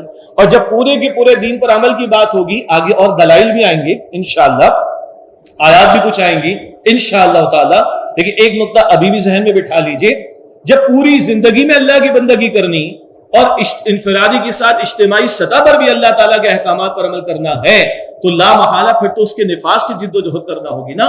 نظام وہ ہو جو اللہ اور اس کے رسول کی تعلیم کے مطابق ہو تاکہ پھر اجتماعی سطح پر بھی ہم پوری زندگی میں اللہ تعالیٰ کی بندگی کرنے کے قابل ہو سکیں. اس تعلق سے تیسرا تقاضا شروع میں آیات کریمہ تلاوت کی گئی، ان میں بھی آیت کریمہ تھی سورہ شورا کی آیت نمبر 13. موضوع کیا آ رہا ہے؟ تیسرا فریضہ ہے دین کو قائم کرنا. قرآن حکیم میں اس مقام پر 5 جلیل القدر رسولوں کا ذکر آیا ہے. نوح علیہ السلام، ابراہیم علیہ السلام، موسیٰ علیہ السلام، عیسیٰ علیہ السلام اور امام الانبیاء محمد مصطفیٰ صلی اللہ علیہ وآلہ وسلم. مسلمانوں سے کہا گیا جو ان 5 انبیاء اور رسول، ایک رائے کے مطابق ان کو اولو العزم من الرسل بھی کہا گیا، سورہ اعقاف کے الفاظ ہیں آخر میں. تو یہ 5 جلیل القدر عالی ہمت رسولوں کو جو حکم دیا گیا وہی حکم مسلمانوں تمہیں دیا جا رہا ہے، ان اقیم الدین، دین کو قائم کرنے کی جد و جہد کرو، ولا تتفرقوا فی، اس بارے میں کسی تفرقے میں مبتلا نہ ہو جاؤ. یہ فریضہ آگے بھی مزید بیان ہوگا انشاءاللہ. تو یہ دین کے جامع تصور کے بعد فرائض دینی کا ایک تصور بھی واضح رہے. خود اللہ کا بندہ بننے کی کوشش کرنا اپنی ذاتی حیثیت میں حتی الامکان. نمبر 2 اسی کی دعوت دوسروں کو دینا تاکہ ایک فیوریبل ماحول میں اثر آئے اور میں خیر میں اور دین میں آگے بڑھ سکوں، اور اجتماعی جد و جہد برپا کر کے اللہ سبحانہ وتعالی کے دین کو قائم اور نافذ کرنے کی جد و جہد کرنا. یہ تمہید میں میرا دوسرا نقطہ تھا. پہلا کیا تھا؟ دین کا جامع تصور. دوسرا کیا آ گیا تمہیدی میں نقطہ؟ ہمارے دینی فرائض کیا ہیں. اس تعلق سے بھی بہت عمدہ خطاب ہے اور کتابچے کی شکل میں بھی ہے. دینی فرائض کا جامع تصور. استاد محترم بانی تنظیم اسلامی ڈاکٹر شاہ صاحب رحمۃ اللہ علیہ کا یہ خطاب ہے. کتابچے کی شکل میں آپ کو ایک چھوٹا سا ڈائیگرام بھی مل جائے گا اور اس سے اس کی ایلیبوریشن اور وضاحت کے ساتھ انشاءاللہ ہمارے سامنے آ جائے گی. یہ تمہید میں میری دوسری بات مکمل ہوئی. دین کا جامع تصور بھی آ گیا اور دینی فرائض کا بھی جامع تصور ہمارے سامنے آ گیا الحمدللہ. اب آئیے نفاذ دین اسلام کی اہمیت کیا بھی آئے گا اور کیوں بھی آئے گا اور انشاءاللہ کیسے بھی آئے گا. ٹھیک ہے. اور ایک وہ کمنگ سون کہتے ہیں نا، میں درمیان میں ایک کلپ ڈاکٹر شاہ صاحب کو آپ کو دکھانا چاہوں گا انشاءاللہ تعالی، اور بالکل آخر میں مفتی تقی عثمانی صاحب کا کلپ دکھاؤں گا انشاءاللہ، اور پھر ان کے بعد ڈاکٹر شاہ صاحب رحمۃ اللہ علیہ کا بھی کلپ دکھانا چاہوں گا انشاءاللہ. تو یہ کیا، کیوں اور کیسے آگے کمنگ سون والی بات ہے. اب آج کا جو موضوع اس کی اہمیت کو سمجھ لیں، اور اس اہمیت کے ذیل میں جو آیات کچھ ہمارے سامنے آئیں گی وہ کیوں کے ذیل میں بھی اشارہ میں کر دوں گا، وہاں پر بھی کام آئیں گی. کیوں نفاذ دین کی ضرورت ہے، یہ کیوں کا جو جواب بعد میں بھی آئے گا اس میں بھی ان آیات کا حوالہ یا ان کو ریفر کرنا انشاءاللہ مفید رہے گا. اب ہمارے آج کے موضوع کی اہمیت پر کچھ آیات قرآنی. اللہ تعالیٰ نے تمام رسولوں کے حوالے سے ان کی بہت ساری ذمہ داریوں کو بیان فرمایا. البتہ پیغمبروں کی ایک انقلابی ذمہ داری بھی تھی، یا تکمیلی شان تھی ان کی ذمہ داریوں کی، اور وہ تھا عدل کا قیام. چنانچہ تمام رسولوں کی جد و جہد کا مقصد کیا ہے؟ عدل کا قیام. سورہ الحدید آیت نمبر 25 ہے. قرآن پاک میں ارشاد ہوا لقد ارسلنا رسولنا بالبینات وانزلنا معهم الکتاب والمیزان لیقوم الناس بالقسط. اللہ تعالیٰ فرماتا ہم نے تمام رسولوں کو بھیجا اور انہیں بینات معجزات عطا فرمائے، نشانیاں عطا فرمائی، اور وانزلنا معهم الکتاب، ہم نے ان کے ساتھ کتابیں نازل فرمائی، والمیزان، اور میزان عطا فرمائی. یہ میزان کیا ہے؟ شریعت کی ترازو، جس میں بتا دیا جائے کیا حقوق ہیں اور کیا فرائض ہیں. اور یہ شریعت کیوں عطا کی جا رہی ہے؟ لیقوم الناس بالقسط، تاکہ انسانیت قسط پر، عدل پر، جسٹس پر قائم ہو جائے. آج جو کام ہمارے کاندھوں پر ہے وہ یہ ہے، آگے ذکر ابھی آئے گا انشاءاللہ. لیکن آج ہم دنیا سے کہتے ہیں وہ ہمارے ساتھ عدل اور انصاف کا معاملہ کرے. آج ہم دنیا سے کہتے ہیں کہ وہ ہماری امداد کرے. آج ہم دنیا سے کہتے ہیں کہ وہ ہمارے مسائل کے حل کے لیے ہمیں جو ہے وہ سپورٹ کرے. ہم تھے جنہیں کھڑا کیا گیا تھا دنیا کے مسائل کو سالو کرنے کے لیے. یہ پیغمبروں کی شان ہے، عدل کا قیام. دوسرا مقام محمد مصطفیٰ احمد مجتبیٰ صلی اللہ علیہ وسلم کے تعلق سے حضور کو کیوں بھیجا گیا؟ حضور کی انقلابی شان قرآن کریم میں بیان ہوئی، اور کسی پیغمبر کے بارے میں یہ انقلابی شان نہیں آئی جو خاتم الانبیاء محمد مصطفیٰ کے بارے میں آئی صلی اللہ علیہ وسلم. اور یہ 3 مرتبہ قرآن پاک میں. سورہ صف کی آیت نمبر 9 ہے، سورہ فتح کی آیت نمبر 28 ہے، اور سورہ توبہ کی آیت نمبر 33 ہے. تینوں مقام پر ارشاد ہوا هو الذی ارسل رسولہ بالہدی ودین الحق لیظہرہ علی الدین کلہ. یہ الفاظ تینوں مقام پر ایک جیسے ہیں جو میں نے 3 آیات ابھی پیش کی. ولو کریہ المشرکون، یہاں سورہ صف کی آیت 9 میں بھی ہے اور سورہ توبہ کی آیت نمبر 33 میں بھی ہے، اور سورہ فتح کے اختتام پر الفاظ وکفا باللہ شہیدا. البتہ ان 3 مقامات پر اکثر الفاظ ایک ہیں. کیوں اللہ تعالیٰ نے اپنے رسول کو بھیجا صلی اللہ علیہ وسلم؟ بالہدا، الہدا مکمل ہدایت نامہ قرآن دے کر بھیجا، وہ دین الحق، دین حق دین اسلام دے کر بھیجا. کیوں؟ پڑھا دیا جائے، چھاپ دیا جائے، شائع کر دیا جائے، کورسز کرا دیے جائے، اپلوڈ کر دیا جائے، یہ سب بھی ہو. لیکن اس میں فقط نہیں بھیجا محمد مصطفیٰ کو صلی اللہ علیہ وسلم، یہ سب بھی ہو مگر فقط اس مقصد کے لیے نہیں بھیجا، لیظہرہ علی الدین کلہ، کل دین سسٹم پر، ترجمہ ہوا تھا نا، کل نظام پر اسلام کو غالب کر دے، دین حق کو غالب کر دے. یہ انقلابی شان محمد مصطفیٰ صلی اللہ علیہ وآلہ وسلم کی. آگے چلیے، یہ آیت کریمہ اشارتاً بات آ چکی سورہ شورا کی آیت نمبر 13. 5 جلیل القدر رسولوں کو جو حکم تھا وہ ہمیں بھی ہے، ان اقیموا الدین ولا تتفرقوا فیہ، دین کو قائم کرنے کی جد و جہد کرو، اس بارے میں کسی تفرقے میں مبتلا نہ ہو جاؤ. اب اللہ تعالیٰ کے 3 فتاوی سنیں. کچھ عرصے پہلے سے وہ بانی تنظیم اسلامی کا کلپ کافی وائرل ہے. اللہ تعالیٰ کے فتاوی، اللہ تعالیٰ بھی فتویٰ دیتے ہیں نا لغوی مفہوم میں، یستفتونک، اے نبی آپ سے استفتاء لیتے ہیں، فتویٰ لیتے ہیں، سوال کا جواب چاہتے ہیں. قل اللہ یفتیکم، اے نبی آپ فرما دیجئے اللہ فتویٰ عطا فرماتا ہے، اللہ تمہارے سوال کا جواب عطا فرماتا ہے. تو فتویٰ لغوی مفہوم میں لیجئے گا. یہاں پر اللہ کے 3 فتاوی کن کے بارے میں؟ اللہ تعالیٰ کے احکامات کے مطابق فیصلہ نہ کرنے والے. یہ اللہ تعالیٰ کا کلام ہے سورۃ المائدہ آیت نمبر 44 45 47 44 45 47. وَمَن لَّمْ يَحْكُم بِمَا أَنزَلَ اللَّهُ فَأُولَٰئِكَ هُمُ الْكَافِرُونَ فَأُولَٰئِكَ هُمُ الظَّالِمُونَ فَأُولَٰئِكَ هُمُ الْفَاسِقُونَ. اور جو لوگ اللہ کے نازل کردہ کلام کے مطابق فیصلے نہیں کرتے وہی کافر ہیں، وہی ظالم ہیں اور وہی فاسق ہیں. ہاں بھائی کتنی سخت بات ہے یہ. اگر تو کوئی قرآن حکیم کے ترجمے سے نہ گزرا ہو اور ہم جیسے کسی مدرس کی زبان سے یہ ترجمہ سنے تو اس کو بڑا اجنبیت سا محسوس ہوگا. یہ بڑی سخت بات کر دی مولوی صاحب آپ نے. لیکن ہم آپ کے سامنے اللہ کے کلام کے الفاظ رکھ رہے ہیں اور یہ اللہ کے کلام کے الفاظ ہیں. باقی اس کا گرامیٹیکل انالیسس اپنی جگہ پر ہے کہ یہ حصر کا اسلوب ہے اس مقام وہ اپنی جگہ تفصیل ہے عربی گرامر کے اعتبار سے. جو اللہ کے نازل کردہ کلام کے مطابق فیصلے نہیں کرتے وہی کافر ہے، وہی ظالم ہے، وہی فاسق ہے. اچھا، حضرت حذیفہ رضی اللہ تعالیٰ نبی اکرم علیہ السلام کے بڑے پیارے صحابی ہیں، صاحب سر نبی، نبی علیہ السلام کے راز کو جاننے والے. کچھ منافقین کے نام حضور نے ان کو بتائے تھے. حضرت حذیفہ رضی اللہ تعالیٰ سے کسی نے پوچھا، حذیفہ یہ بڑی سخت بات آئی ہے قرآن میں، یہ تو یہود کے لیے نا، بنی اسرائیل یہود کے لیے نا، ہمارے لیے تو نہیں ہے نا. تو حضرت حذیفہ رضی اللہ تعالیٰ نے فرمایا کہ ہاں یہ بنی اسرائیل تمہارے بڑے اچھے کزنز، بڑے اچھے بھائی ہیں، میٹھا میٹھا تمہارے لیے، کڑوا کڑوا ان کے لیے. ہم لوگ تو ذرا میٹھی میٹھی باتیں سننے کے آتی ہے نا. آج تو ہر چیز آن لائن آ گئی نا. ہاں جی، ہم چاہتے ہیں کہ جنت بھی آن لائن، بس محض کلمہ پڑھ کر جنت مل جائے، دعویٰ کر کے جنت مل جائے، کسی کے ساتھ ہونے کی نسبت کے دعوے پر جنت ہمیں مل جائے. اللہ اکبر کبیرہ. تو میٹھا میٹھا تمہارے لیے کلمہ کڑوا ان کے لیے. ارے شریعت اللہ نے ان کو دی، انہوں نے قائم نہ کیا دین کو، نافذ نہ کیا اللہ کے احکام کو. یہ فتاوی اللہ تعالیٰ کے ان کے لیے. آج شریعت کس کے پاس ہے؟ آج کتاب کس کے پاس ہے؟ بولیے بھائی. تورات ویلڈ کتاب ہے، انجیل ویلڈ کتاب ہے؟ نہیں. کون سی کتاب ویلڈ ہے؟ قرآن. اگر ہم اس کے احکام کو نافذ نہ کرے تو کافر. اللہ اکبر کبیر. ابھی وضاحت کرو اس کی فیس ویلیو پر. تو ظالم اور فاسق اللہ تعالیٰ فرمائے. ایک فرق کیا جائے گا، وہ ہے حساس نقطہ. اگر تو کوئی شخص اللہ کے حکم کو ماننے سے انکار کر دے تو وہ اسلام سے خارج ہو گیا، عقیدے کا کافر ہو گیا نا. اور ایک ہے مانتا ہے جی کلمہ کو مسلمان ہے لیکن عمل نہیں کرتا، تو عملاً کیا ہے؟ یہ عملاً کفر ہے. حدیث ہے اللہ کے نبی علیہ السلام کی صلی اللہ علیہ وسلم، من ترک الصلاۃ متعمدا فقد کفر. جامع ترمذی شریف کی روایت، جس سے جان بوجھ کر نماز ترک کر دی وہ کفر کر چکا. یہ عملاً کفر ہے. بے نمازی کا جنازہ تو ہم پڑھتے، عملاً کافرانہ روش ہے. اسکول کے بچوں سے پوچھا گیا بیٹا نماز کون نہیں پڑھتا؟ ایسا جو کافر ہوتا ہے وہ نہیں پڑھتا، جو مر چکا ہوتا ہے وہ نہیں پڑھتا نماز. سمجھ آئی؟ بچے کو سمجھ آ گئی ہے. سر نے پوچھا بیٹا نماز کون نہیں پڑھتا؟ سر کافر نہیں پڑھتا نماز، اور جو مر چکا ہوتا ہے وہ نماز نہیں پڑھتا. زندہ اور مسلمان اور نماز نہ ہو، بچہ کہہ رہے اس کا امکان ہی نہیں.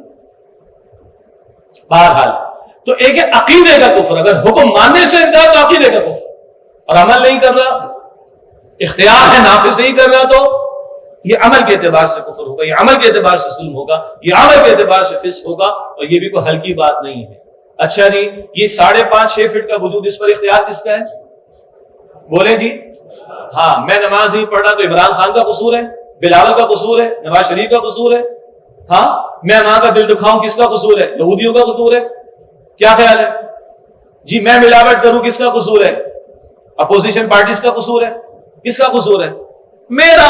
تو یہاں جو اختیار نافذ نہ کرو تو یہ میرے لیے، ادارے میں میرے اختیار ہے، وہاں شریعت سے متعلقہ حکم نافذ کرنے کی کوشش نہ کروں تو میرے لیے۔ اور اگر حکمراں ہو 22 کروڑوں پر ان کو حکمرانی کا اختیار حاصل ہو، اور اگر وہ شریعت نافذ نہ کرے تو پھر یہ ان کے لیے۔ ہم وہ لوگ نہیں کہ اپوزیشن کا رول ہو ہمارا حکمرانوں کو برا بھلا کہتے رہو، نہ بھائی، ہم ان کو بھی دعوت دیں گے، تم بھی اللہ کے بندے، ہم بھی اللہ کے بندے، آؤ دین کی طرف۔ اپوزیشن کا مسئلہ تھوڑا ہی، اگر یہ وجود میرا 5.5-6 فٹ کا، اس پر میرا حکم چلتا ہے، میں عمل نہیں کرتا، میں نافذ نہیں کرتا، یہ میرے لیے۔ اور جس کا جس قدر اختیار، اور اس اختیار کو استعمال کر کے اس شریعت کے حکم کو نافذ کرنے کی کوشش نہ کرے، وہ اتنا ہی ان فتاوا کی زد میں آئے۔ اللہ تعالی ہمیں سمجھ عطا فرمائے۔ ٹھیک ہے، انشاءاللہ وقت ہوگا تو میں بھی آپ کو میٹھی میٹھی باتیں سنا دوں گا، بشارت بھی سنا دوں گا، مگر یہ بھی تو لینا، پورا پیکج لینا بھائی۔ نبی کی سنت پوری کرو بھائی، میٹھا کھا لو، نبی کی سنت پوری کر لو، سبحان اللہ۔ میٹھا کھاؤ بھائی، کس نے منع کیا آپ کو؟ نبی کے فاقوں کی سنت یاد ہے؟ وہ بھی تو بیان ہونی چاہیے صلی اللہ علیہ وآلہ وسلم۔ انہی اہل کتاب کو کہا گیا کہ کتاب الہی کے احکامات کے عدم نفاذ پر وعید ہے، ڈراوا ہے اللہ تعالیٰ کی طرف سے۔ سورہ مائدہ کی آیت نمبر 68 ہے، قل یا اہل الکتاب لستم علی شیء، اے نبی علیہ السلام فرما دیجئے، اے اہل کتاب تم کسی حیثیت پر نہیں، حتی تقیموا التوراۃ والانجیل وما انزل الیکم من ربکم، یہاں تک کہ تم قائم کرو تورات کو اور انجیل کو، اور اس سب کچھ کو جو اللہ تمہارے رب کی طرف سے تم پر نازل کیا گیا۔ آج تورات اور انجیل پر تو عمل نہیں کریں گے نا بھائی، ہم تو قرآن کو ماننے والے، تورات کو مانتے مگر اصل تورات کو، تبدیل شدہ کو نہیں۔ انجیل کو مانتے جو اوریجنلی عیسیٰ علیہ السلام کو عطا ہوئی، آج والی تو تحریف شدہ ہے، تبدیل شدہ ہے، لیکن آج وہ ویلڈ کتابیں نہیں، آج ویلڈ کتاب قرآن حکیم۔ اگر قرآن والے قرآن کے احکام کے نفاذ کی اسٹرگل نہ کریں، کوشش نہ کریں، جد و جہد نہ کریں، محنت نہ کریں، تو اللہ کی نگاہوں میں ان کی کوئی حیثیت نہیں۔ آج اس زمین میں سب سے سستا خون کس کا ہے؟ کچھ کہنے کی ضرورت ہے؟ کوئی تبصرہ کرنے کی ضرورت ہے؟ پھر بھی خوش فہمی کہ ہم ہی ہم ہیں۔ کیا ہم ہیں بھائی؟ کیا حالت ہے آج امت کی؟ سب سے سستا خون ہمارا۔ ہاں، مغرب کو پریشانی ہے کہ افغانستان میں عورتوں کے حقوق کا کیا ہوگا۔ کون سے پوچھے تم نے ہماری بیٹی عافیہ کے ساتھ کیا کچھ کر رکھا ہے ظالموں؟ کوئی بات نہیں کر سکتے اس کے بارے میں؟ اس کا لکھا ہوا خط اس کی ماں کہہ رہی ہے، اس کی بہن کہہ رہی ہے کہ اس کا لکھا ہوا خط ہمیں پہنچاؤ، اور ہماری گورنمنٹ پہنچانے کی پوزیشن میں نہیں کہ ہم اس کی ماں کو، اس کی بیٹی کو، بہن کو جو ہے وہ خط ہی پہنچ جائے اس کا۔ یہ آج ہماری حال، کچھ کہنے کی پوزیشن میں نہیں۔ ہمارے بجلی کے ریٹ کون طے کر رہا ہے؟ پیٹرول کے ریٹ کون طے کر رہا ہے؟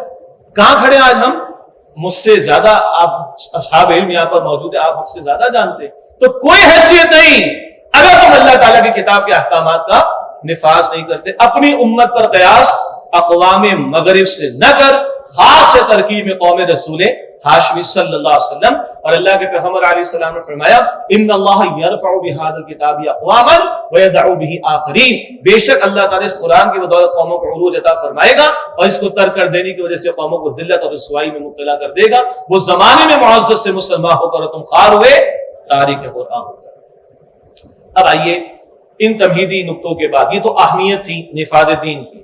اب ہماری گفتگو کے 3 حصے ہیں بڑے بڑے۔ نفاذ دین اسلام کیا؟ نمبر 2 نفاذ دین اسلام کیوں؟ اور عملاً نمبر 3 نفاذ دین اسلام کیسے؟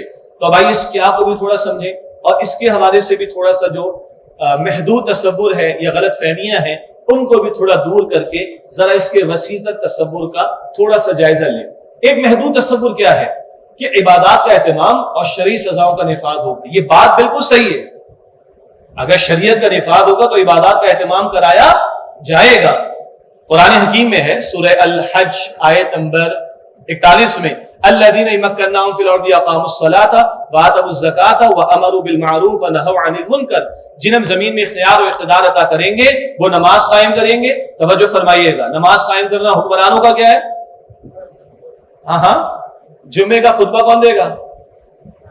ہاں حاکم وقت دے گا، اگر سلطنت بڑی تو اس کا نمائندہ دے گا۔ عید کا خطبہ کون دے گا؟ ایک تو یہ پہلو ہے، اور دوسرا یہ سارا مساجد کا انتظام کس کی ذمہ داری ہوگی؟ یہ ریاست کی ذمہ داری ہوگی۔ بہرحال تو یہ تصور بات ٹھیک ہے کہ جب ہم نفاذ دین کی بات کرتے ہیں تو ان میں عبادات کا اہتمام بھی کرایا جائے گا، زکوٰۃ کی وصولی ہوگی، اور اگر کوئی نہیں دے گا تو صدیق اکبر رضی اللہ تعالیٰ نے کیا فرمایا؟ جنگ کروں گا۔ یاد آ گیا؟ تو بالکل صحیح بات ہے، لیکن کیا یہ کل نفاذ دین ہے؟ یہ بات درست نہیں۔ اگلا حصہ ہے شرعی سزاؤں کا نفاذ، بالکل صحیح بات ہے۔ اگر شریعت نافذ ہوگی، دین نافذ ہوگا تو شرعی سزائیں بھی دی جائیں گی، اس کی حکمت ہے، اگلے جملے میں بات آ جائے گی انشاءاللہ تعالی۔ لیکن یہ ایک ہمارا عمومی طور پر سمجھا جانے والا یا بیان کیے جانے والا تصور ہے نفاذ دین کے تعلق سے کہ عبادات کا اہتمام ہوگا، جو بات اپنی جگہ بالکل ٹھیک ہے، اور شرعی سزائیں نافذ کی جائیں گی، جو اپنی جگہ بات بالکل ٹھیک ہے۔ لیکن کیا یہ کل نفاذ دین کا تصور ہے؟ یہ بات درست نہیں۔ خاص طور پر جو دین عدل اجتماعی کی بات کرتا ہے، سیاسی سطح پر عدل کی بات کرتا ہے، معاشی سطح پر عدل کی بات کرتا ہے، معاشرتی سطح پر مساوات کی بات کرتا ہے، اس پہلو کو زیادہ نمایاں کرنے کی بھی ضرورت ہے۔ جتنا یہ اہم ہے، کوئی شک نہیں کہ عبادات کا نفاذ ہو اور شرعی سزاؤں کا نفاذ ہو، اتنا ہی جو اجتماعی گوشوں میں دین عدل کی بات کرتا ہے، مساوات کی بات کرتا ہے، اس کو بھی ہائی لائٹ کرنے کی ضرورت ہے۔ ہاں، سزاؤں کے حوالے سے ایک جملہ نوٹ کر لیں، سخت سزائیں جرائم کے خاتمے اور جان مال اور آبرو کے تحفظ کے لیے ہیں۔ صدر نکسن نے غالباً پوچھا تھا شاہ فیصل مرحوم سے، یہ تم اتنی سخت سزائیں کیوں دیتے ہو؟ تو جواب میں کہا کہ بھائی ایک تو ہمارے رب کا حکم ہے، اس وقت ذرا اچھے بادشاہ تھے تو سزائیں بھی نافذ صحیح طرح ہوتی تھی، اور ہمارے سعودی عرب میں ایک سال میں جو جرائم ہوتے ہیں تمہارے امریکہ کی کسی ایک اسٹیٹ میں 2-4 روز میں ہو جاتے ہیں۔ یہ برکت ہے ان کی۔ اور ہم میں سے جن لوگوں کو اللہ تعالیٰ نے سعادت دی ماضی میں، ہم نے دیکھا کہ وہاں نماز کا وقت ہوتا ہے، اب تو وہ بھی مسئلہ ختم کر دیا MBS نے کہ نماز کے دوران دکانیں کھولو، وہ مسئلہ نہیں ہے۔ انا للہ و انا الیہ راجعون۔ مگر پہلے کی بات کہ لوگ نمازوں کو جاتے تھے یا باجماعت نماز کو جاتے تھے اور اپنی نگاہوں سے دیکھتے تھے کہ گولڈ کی دکانیں، سونے کی دکانیں وہ کھلی رہتی تھی، کوئی بند نہیں کرتا تھا، اس کو تالا نہیں لگاتا تھا۔ کیوں؟ پتا ہے بقول مولانا مودودی علیہ رحمہ کے، ان کی کتاب کا ایک حوالہ، کہ اگر 2 ہاتھ چوری کرنے کے لیے وہ بڑھائے گا تو اس کو خوف ہے کہ 10 ہاتھ میرے ہاتھ کاٹنے کے لیے پہلے سے موجود۔ ایک جملہ اور نوٹ کر لیجئے، کام آئے گا آپ کو۔ بعض لوگوں کو زیادہ پریشانی سزاؤں کے حوالے سے، جی خاص طور پر وہ لبرل سیکولر مائنڈڈ طبقہ جو باہر کے پھینکے ہوئے دیے ہوئے ٹکڑوں پر پلتا ہے، بس اتنے جملہ کافی ہے، اس کے آگے آپ عداد خود ہی کر لیجئے گا، ان کو بڑی پریشانی۔ تو میں ایک سادہ سی بات عرض کرتا ہوں، بھائی آپ نے چوری کرنی، یہ چوری تو نہیں کرنی، تو آپ پریشان کیوں ہو رہے ہیں؟ آپ نے قتل کرنا ہے کسی کو، نہیں میں نے قتل نہیں کرنا، پھر آپ پریشان کیوں ہو رہے ہیں؟ آپ نے ڈاکہ ڈالنا ہے کسی کے گھر میں، نہیں، تو آپ ڈاکے کی سزا سے پریشان کیوں ہو رہے ہیں؟ بھائی چوری کی سزا، قتل کی سزا، ڈاکے کی سزا، گستاخی رسول علیہ السلام، کسی بھی رسول کی شان میں گستاخی، اس کی سزا سے پریشان کون ہوگا؟ جس سے کر رہی ہے نا۔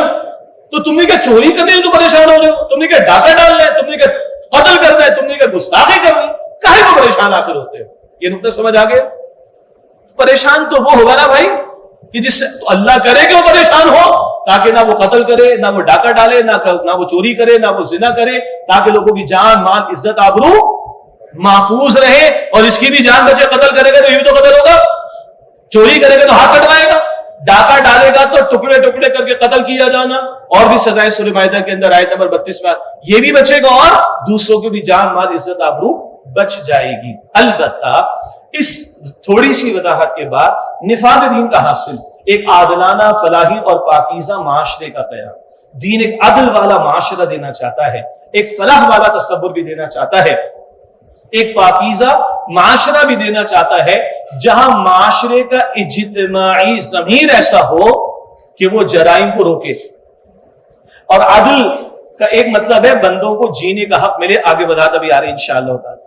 عدل کا ایک حاصل اجتماعی سطح پر کیا ہے؟ لوگوں کو جینے کا حق تو ملے۔ تو جب ایک جینے کا حق لوگوں کو ملے گا اور نکاح کا معاملہ آگے بھی ذکر آ رہا ہے، اس کو آسان کیا جائے گا تو زنا کے راستے بند ہوں گے نا۔ تو دین ایک عادلانہ اور فلاحی اور پاکیزہ معاشرہ عطا کرتا ہے، جہاں لوگوں کا اجتماعی ضمیر ایسا پروان چڑھے کہ جرائم سے ان کو نفرت ہو، اور جرم کرنے والوں سے، جو جرم وہ کر رہے اس سے بھی نفرت ہو، اور خود ڈسکریج کرے اجتماعی ضمیر معاشرے کا لوگوں کو جرائم سے۔ پھر بچتا ہے وہ کہ جو لاتوں کے بھوت باتوں سے نہ مانے تو لاتے پھر تو آؤ پھر سزائیں تمہارے لیے تیار ہیں، لیکن دین ایک عادلانہ اور فلاحی پاکیزہ معاشرے کا قیام بھی چاہتا ہے۔ اب آئیے اس کی تھوڑی سی وضاحت اور ہو جائے۔ اب جو بات میں آپ کے سامنے رکھ رہا ہوں، بہرحال اس میں بڑی گنجائشیں ہیں، اجتماعی معاملات ہیں، ان میں مزید الیبوریشن اور تفصیلات آ سکتی ہیں، مستقبل میں کچھ اضافے بھی ہو سکتے ہیں، مگر فی زمانہ کیونکہ ہم نے 3 بڑے گوشوں کی بات کی، سیاسی سطح، معاشی سطح، معاشرتی سطح، تو آج دین اسلام کی برکات اس سطح پر کیا ہوں گی بتانا پڑے گا نا، بتانا پڑے گا لوگوں کو۔ اور معاشی سطح پر، سیاسی سطح پر عدل کی بات ہوگی تو وہ کیا ہوگی، اس کے کچھ مظاہر کا یہاں پر ذکر ہے۔ اب جو باتیں آ رہی ہیں، استاد محترم ڈاکٹر اسرار صاحب رحمۃ اللہ علیہ کے ویڈیوز ہیں جو ہمارے ہاں تنظیم اسلامی میں تربیتی کورسز میں ہم دکھاتے ہیں، اس کا ٹائٹل ہے اسلام کا انقلابی منشور۔ ایک گھنٹے میں ایک گوشے پر انہوں نے کلام کیا، پھر اور بھی موضوعات اس میں، وہ ویڈیوز بھی اویلیبل الحمدللہ۔ اسی طرح کتاب ہے اسلامی ریاست کے خد و خال کیا ہوں گے عہد حاضر میں، وہ کتابچہ بھی اس کا مطالعہ انشاءاللہ تعالی مفید رہے گا۔ میں کچھ نکتے آپ کے سامنے یہاں پر رکھنا چاہوں گا، اس میں تفصیل ہے اپنی جگہ پر، اور ان نکات کے اندر فلیکسیبلٹی ہے، آئندہ اس پر اور بھی کلام بھی الیبوریشن کی جا سکتی ہے۔ اصل اصول کیا ہے؟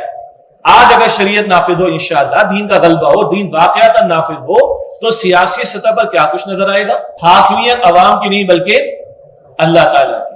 ہماری بعض مذہبی سیاسی جماعتیں بھی یہ کہہ جاتی ہیں کہ عوام کی طاقت، عوام کی حکمرانی، انا للہ و انا الیہ راجعون۔ نہیں، حکمرانی کس کے لیے؟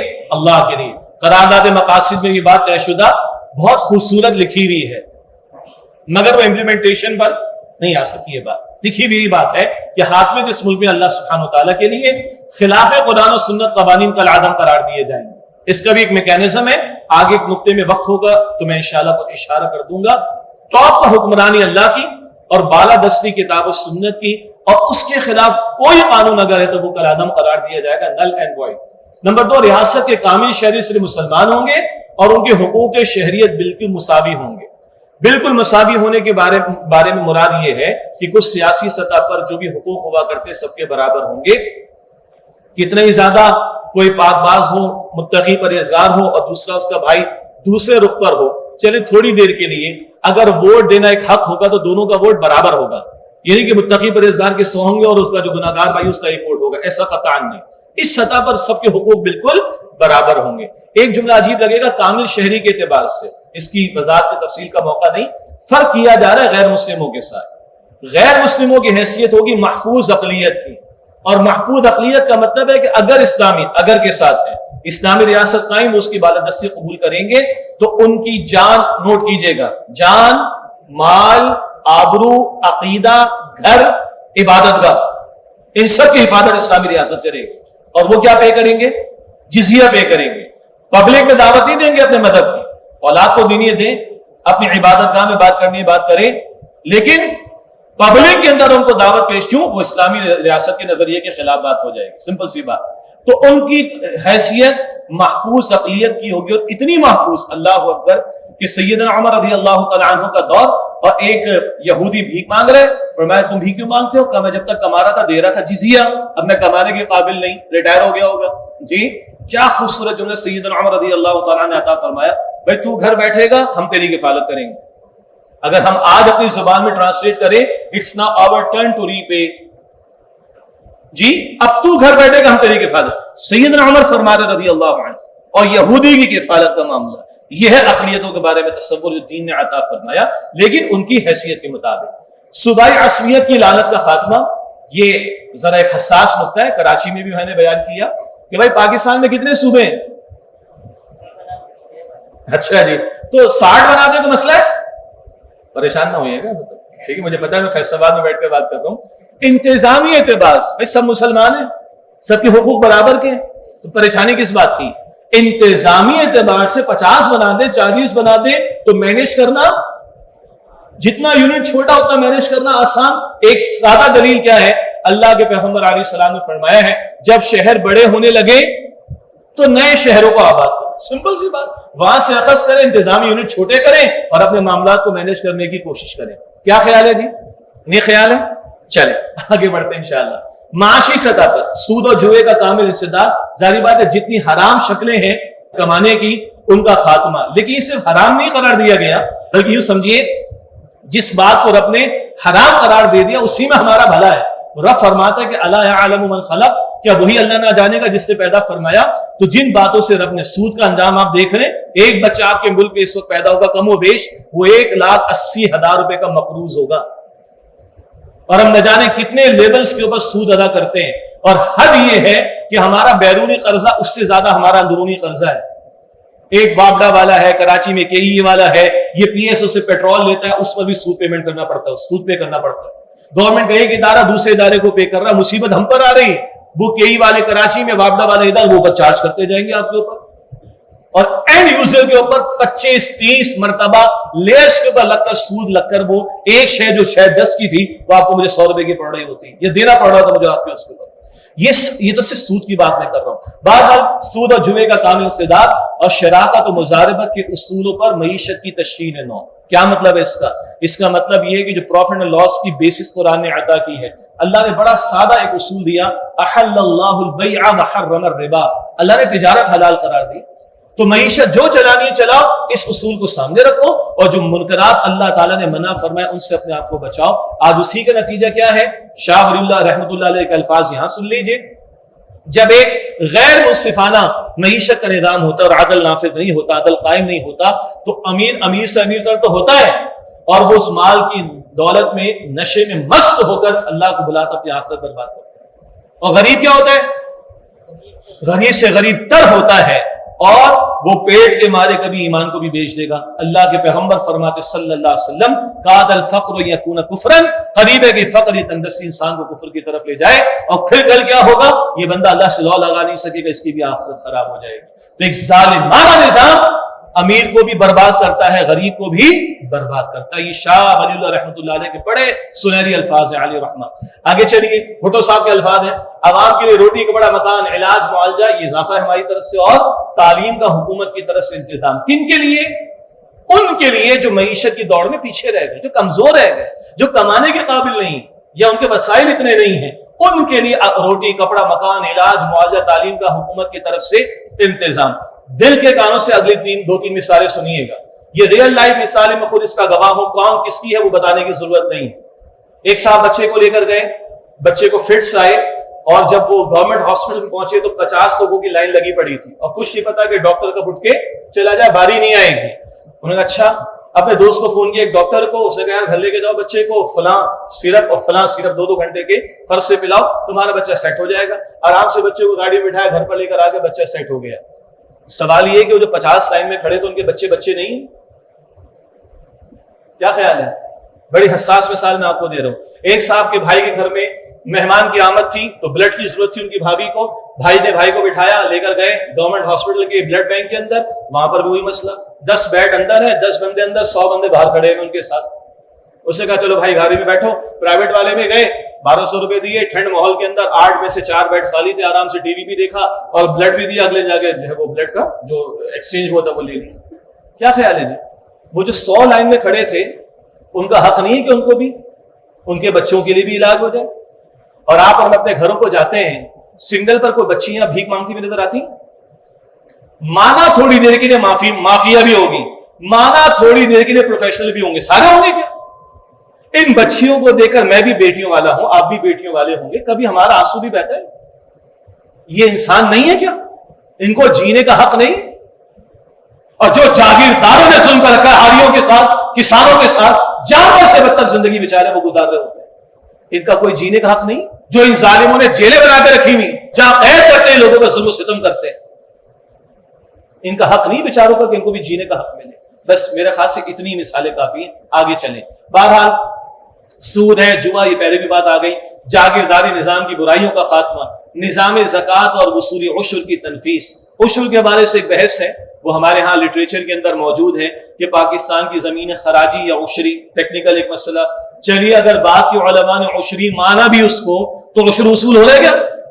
نہیں ہو رہا۔ اور اگر انقلابی فیصلہ کیا جائے کہ تمہارے ابا جان کی نہیں ہے، فتوحات سے ملی تھی مسلمانوں کو، تو سیدنا عمر کا اگر فیصلہ نافذ کیا جائے تو کس کی؟ ریاست کی ہوگی، خراج لیا جائے گا۔ چلے ہم تھوڑی دیر کے لیے بات کے علماء نے عشری قرار دیا، عشر وصول ہو رہا ہے اس کے اوپر. اور آپ کو پتا ہے زکوٰۃ سال میں 1 مرتبہ اور عشر ہر فصل پہ دینا، چاہے فصل سال میں 2 مرتبہ آ رہی. اللہ اکبر. بہرحال تو یہ بات ہے جو معاشی سطح پر اگر شریعت کا نفاذ ہوگا تو یہ سب کچھ میسر آئے گا انشاءاللہ تعالی. سماجی سطح پر کچھ باتیں، برادری اور نسلی امتیاز کے بجائے کامل مساوات انسانی. یہ تو ہم نے اپنی ذات سے شروع کرنا ہے.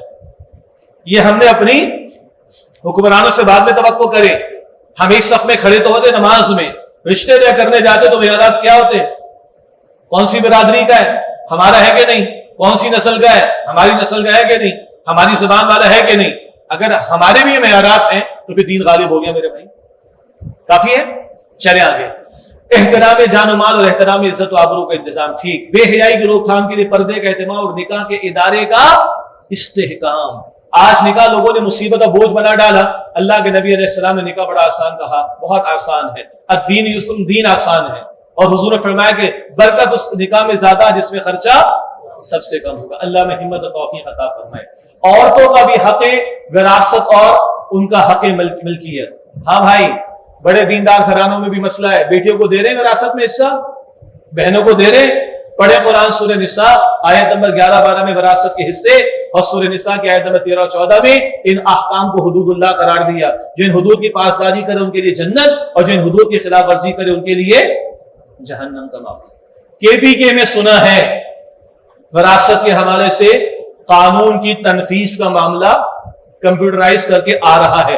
ادھر کسی کا انتقال ہوگا، ڈیتھ سرٹیفکیٹ بنے گا نادرا میں، ادھر ٹھک کر کے آ جائے گا ڈیٹا اس کے کتنے بیٹے بیٹی ہیں، اور کچھ 40 دن کا متعین کر رہے ہیں کہ 40 دن کے اندر وراثت تقسیم ہو جانی چاہیے. اگر ایسا ہے، اگر بہت اچھی بات ہے بھائی، ان بیٹیوں کو، ان بہنوں کو بھی وراثت میں حصہ ملنا چاہیے. اللہ کی شریعت کا تقاضا ہے. تعلیم کے زمین میں جدید، قدیم، دینی، دنیاوی، عمرہ، غربا کی تقسیم کا خاتمہ، اور خاص حد تک یکساں نظام تعلیم. یعنی یکساں نظام تعلیم سے مراد ہماری کیا ہے؟ ایک مسئلہ تو ہے کہ پاکستان میں 13 قسم کے نظام ہے تعلیم چلتے، 0 روپے فیس سے لے کر $1 تک کی فیس. طبقاتی کشمکش ہے نا.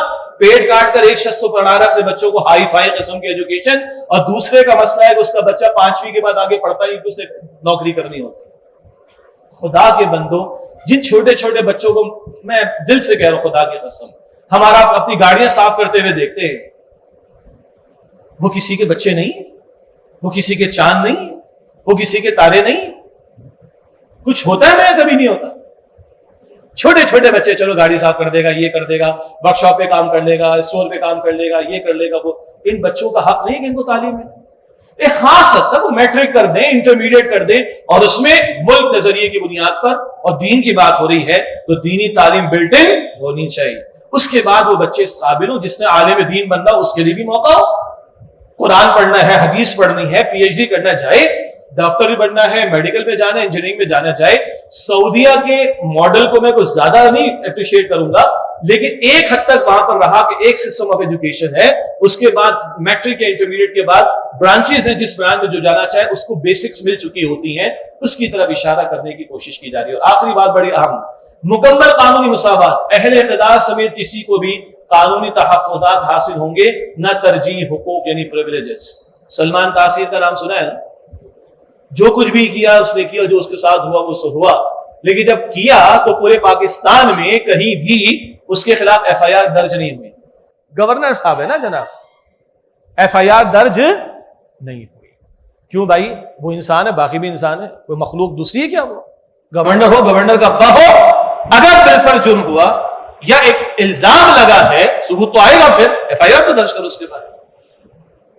یہ پریویلیجز حکمرانوں کے لیے، اور عوام سڑتی رہے، مرتی رہے بیچاری. اور بڑی بڑی، میں آڈٹ لائف کے اندر رہا ہوں، NDFC جیسے بڑے ادارے کا میں نے آڈٹ کیا تھا، وہ میرا پہلا تھا، اس کا آخری تھا.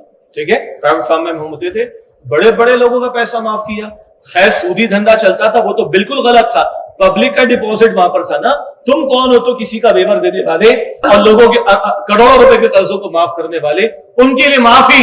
اور یہاں کسی کا موٹر سائیکل پہ چالان کرتا ہے، کسی کا کسی اور شے پہ چالان کرتا ہے، کسی کو فلاں جگہ پکڑ لیا جاتا ہے، کسی کو فلاں جگہ پکڑ لیا جاتا ہے. کہتے ہیں نا بھائی تم نے 500 کی غلطی کی، تم 5 ارب کا ڈاکہ مارو، تمہیں چھوٹ مل جائے گی، تمہیں سیف پیسج مل جائے گا. ہاں یا نا؟ اور ان پیسجز حاصل کرنے والوں کے جملے کیا ہے؟ ہم وکیل تھوڑے کرتے ہیں، ہم جج خرید لیتے ہیں. ظلم ہے بھائی، ظلم ہے۔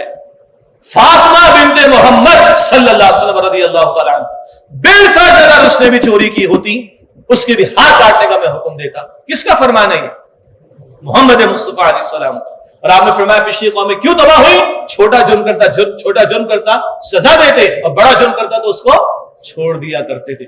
آج یہ بات 100% ہم پر اپلائی نہیں ہوگی۔ یہ ہے اسلام، یہ ہے سیاست کی سطح پر، معیشت کی سطح پر، سماج کی سطح پر، معاشرت کی سطح پر اس عدل اجتماعی کا تصور جو اسلام کی برکات ہیں، اور خاص وہ پہلو یہ میسر آئے تو لوگوں کو جینے کا حق ملے گا۔ ایک غریب بھی بیچارہ دیکھیں، ایک اور بڑی حساس بات عرض کروں، میں کراچی رہتا ہوں، میرے بچے آرام سے ابھی کھانا کھا چکے ہوں گے، میرے گھر میں تھوڑے پیسے بھی میں چھوڑ کر آیا ہوں، میرے بینک اکاؤنٹ میں بھی پیسے موجود ہیں، میرے بچوں کا بھی پیٹ بھرا ہوا ہے، ہاں میری بیگم کے پرس میں بھی 2-4 ہزار روپے رکھے ہوئے ہوں گے، موبائل کا بیلنس بھی میں نے ڈلوا دیا تھا، سب کچھ ہو گیا، میں بڑے آرام سے آپ کے سامنے باتیں کر رہا ہوں، ایسے ہی ہے نا جی؟ اور جس کے بچے بھوکے ہوں، صبح کی روٹی جس کے پاس نہ ہو، وہ نارمل رہ سکتا ہے؟ کیا توقع کریں گے؟ یہ کہہ رہے شاہ ولی اللہ رحمۃ اللہ علیہ، یہ غیر عادلانہ نظام غریب کو غریب سے غریب تر کرتا ہے اور اللہ سے دور کر دیتا ہے اس کو، اور امیر کو امیر سے امیر تر کرتا ہے، اور وہ دولت کے نشے میں مست ہو کر جو ہے وہ اللہ سے دور ہوتا ہے۔ دونوں برباد ہو رہے، دونوں کی آخرت برباد ہو رہی۔ بات سمجھ آ رہی ہے؟ یہ عدل اجتماعی کا وہ پہلو، میں نے زیادہ وقت اس پر لیا ہے، مجھے معلوم ہے، اور شعوری طور پر لیا ہے کہ یہ پہلو ہے اللہ کے دین کی برکات کا، کہ جب دین نافذ ہوگا تو یہ برکتیں بھی میسر آئیں گی، اور اس کا حاصل کیا ہوگا؟ لوگوں کو جینے کا موقع ملے گا، اللہ سے لو لگانے کا موقع ملے گا، آخرت کی فکر کرنے کا موقع ملے گا انشاءاللہ تعالی۔ اچھا جی، تھوڑا سا آگے چلتے ہیں۔ پہلا سوال تھا نفاذ دین اسلام کیا، کچھ اور بھی ہو سکتا ہے لیکن ہم آگے بڑھ رہے ہیں۔ اب آئیے نفاذ دین اسلام کیوں؟ ایک تو وہ آیات ذہن میں لے کر آ جائیں، تمام رسولوں کو کیوں بھیجا؟ عدل کے نفاذ کے لیے۔ حضور کا مقصد اللہ کے دین کا غلبہ۔ ہمیں کیا کہا گیا؟ دین کو قائم کرنے کی جد و جہد کرو، نہ کرو تو کیا ہے؟ وہی کافر، وہی ظالم، وہی فاسق۔ یاد آ گیا؟ تمہاری کوئی حیثیت نہیں جب تک کہ تم تورات اور انجیل کے احکام کو نافذ نہ کرو۔ ایک تو یہ کیوں کے جواب میں وہ لے کر آ جائیے۔ ایک میں آپ کے سامنے 3 حوالے رکھنا چاہوں گا، 2 حوالہ جات ہیں، ایک اصول فقہا کا۔ توجہ فرمائیے گا، جب ہمارے ہاں ہمارے پلیٹ فارم سے غلبہ دین، نفاذ دین، اقامت دین، اس کے لیے محنت، اس کی جد و جہد، اس کی ضرورت، اس پر کلام ہوتا ہے، تو بعض ہمارے بھائی کہتے ہیں آپ لوگ تھوڑے زیادہ جذباتی ہو جاتے ہیں، آپ لوگ کچھ زیادہ ہی ایکسٹرا ایمفیسس دینے والے ہو جاتے ہیں، ایسی باتیں تو ہم سنتے نہیں گئی۔ تو ایسا تو نہیں آپ لوگ جذبات میں آ کر خامہ خام پر کوئی چیز تھوپ رہے ہو؟ یہ ہے نا، لوگوں کی طرف سے ایک بات آتی ہے، علماء تو ایسی باتیں نہیں بیان فرماتے، بھائی علماء کی اپنی اصطلاحات بھی ہیں، ان پر کلام کرتے ہیں اور کرنا چاہیے۔ آگے حوالہ دیں گے آپ کو انشاءاللہ تعالی۔ اب یہ حوالہ ہے کتاب سے، اسلامی نظام خلافت اور ہماری ذمہ داری۔ اس کتاب کے جو رائٹر ہیں وہ ہیں مولانا زاہد اقبال صاحب، جامعہ الرشید کراچی کا مشہور ایک جامعہ ہے، اس کے استاد رہے اور پھر پنجاب میں شفٹ ہو گئے تھے، اور ان کی کتاب ہمارے اب کراچی میں خاص طور پر ہم تنظیم اسلامی کے مکتبوں پر بھی ہم نے رکھی، اس کو ہم نے پڑھایا بھی ہے، اور اپنے فورمز پہ تنظیم کی تربیتی اجتماعات میں ہم نے بیان بھی کیا۔ انہوں نے کئی اہل علم اور اسلاف کی آراء کو بیان فرمایا ہے اسی موضوع پر جو آج ہمارا موضوع ہے۔ اس حوالے سے کوٹیشن امام ابن تیمیہ رحمۃ اللہ علیہ، اقامت دین، امام ابن تیمیہ رحمۃ اللہ علیہ اقامت خلافت کو، کیا لفظ آ رہا ہے؟ اقامت خلافت، خلافت بھی کہتے ہیں، امامت بھی کہتے ہیں۔ فقہا کی اصطلاح نصب امامت، مسلمانوں کے ہاں امام ہونا چاہیے جس کے تحت ان کا نظم چلے اور وہ شریعت پر عمل پیرا ہو سکے، تو خلافت، امامت۔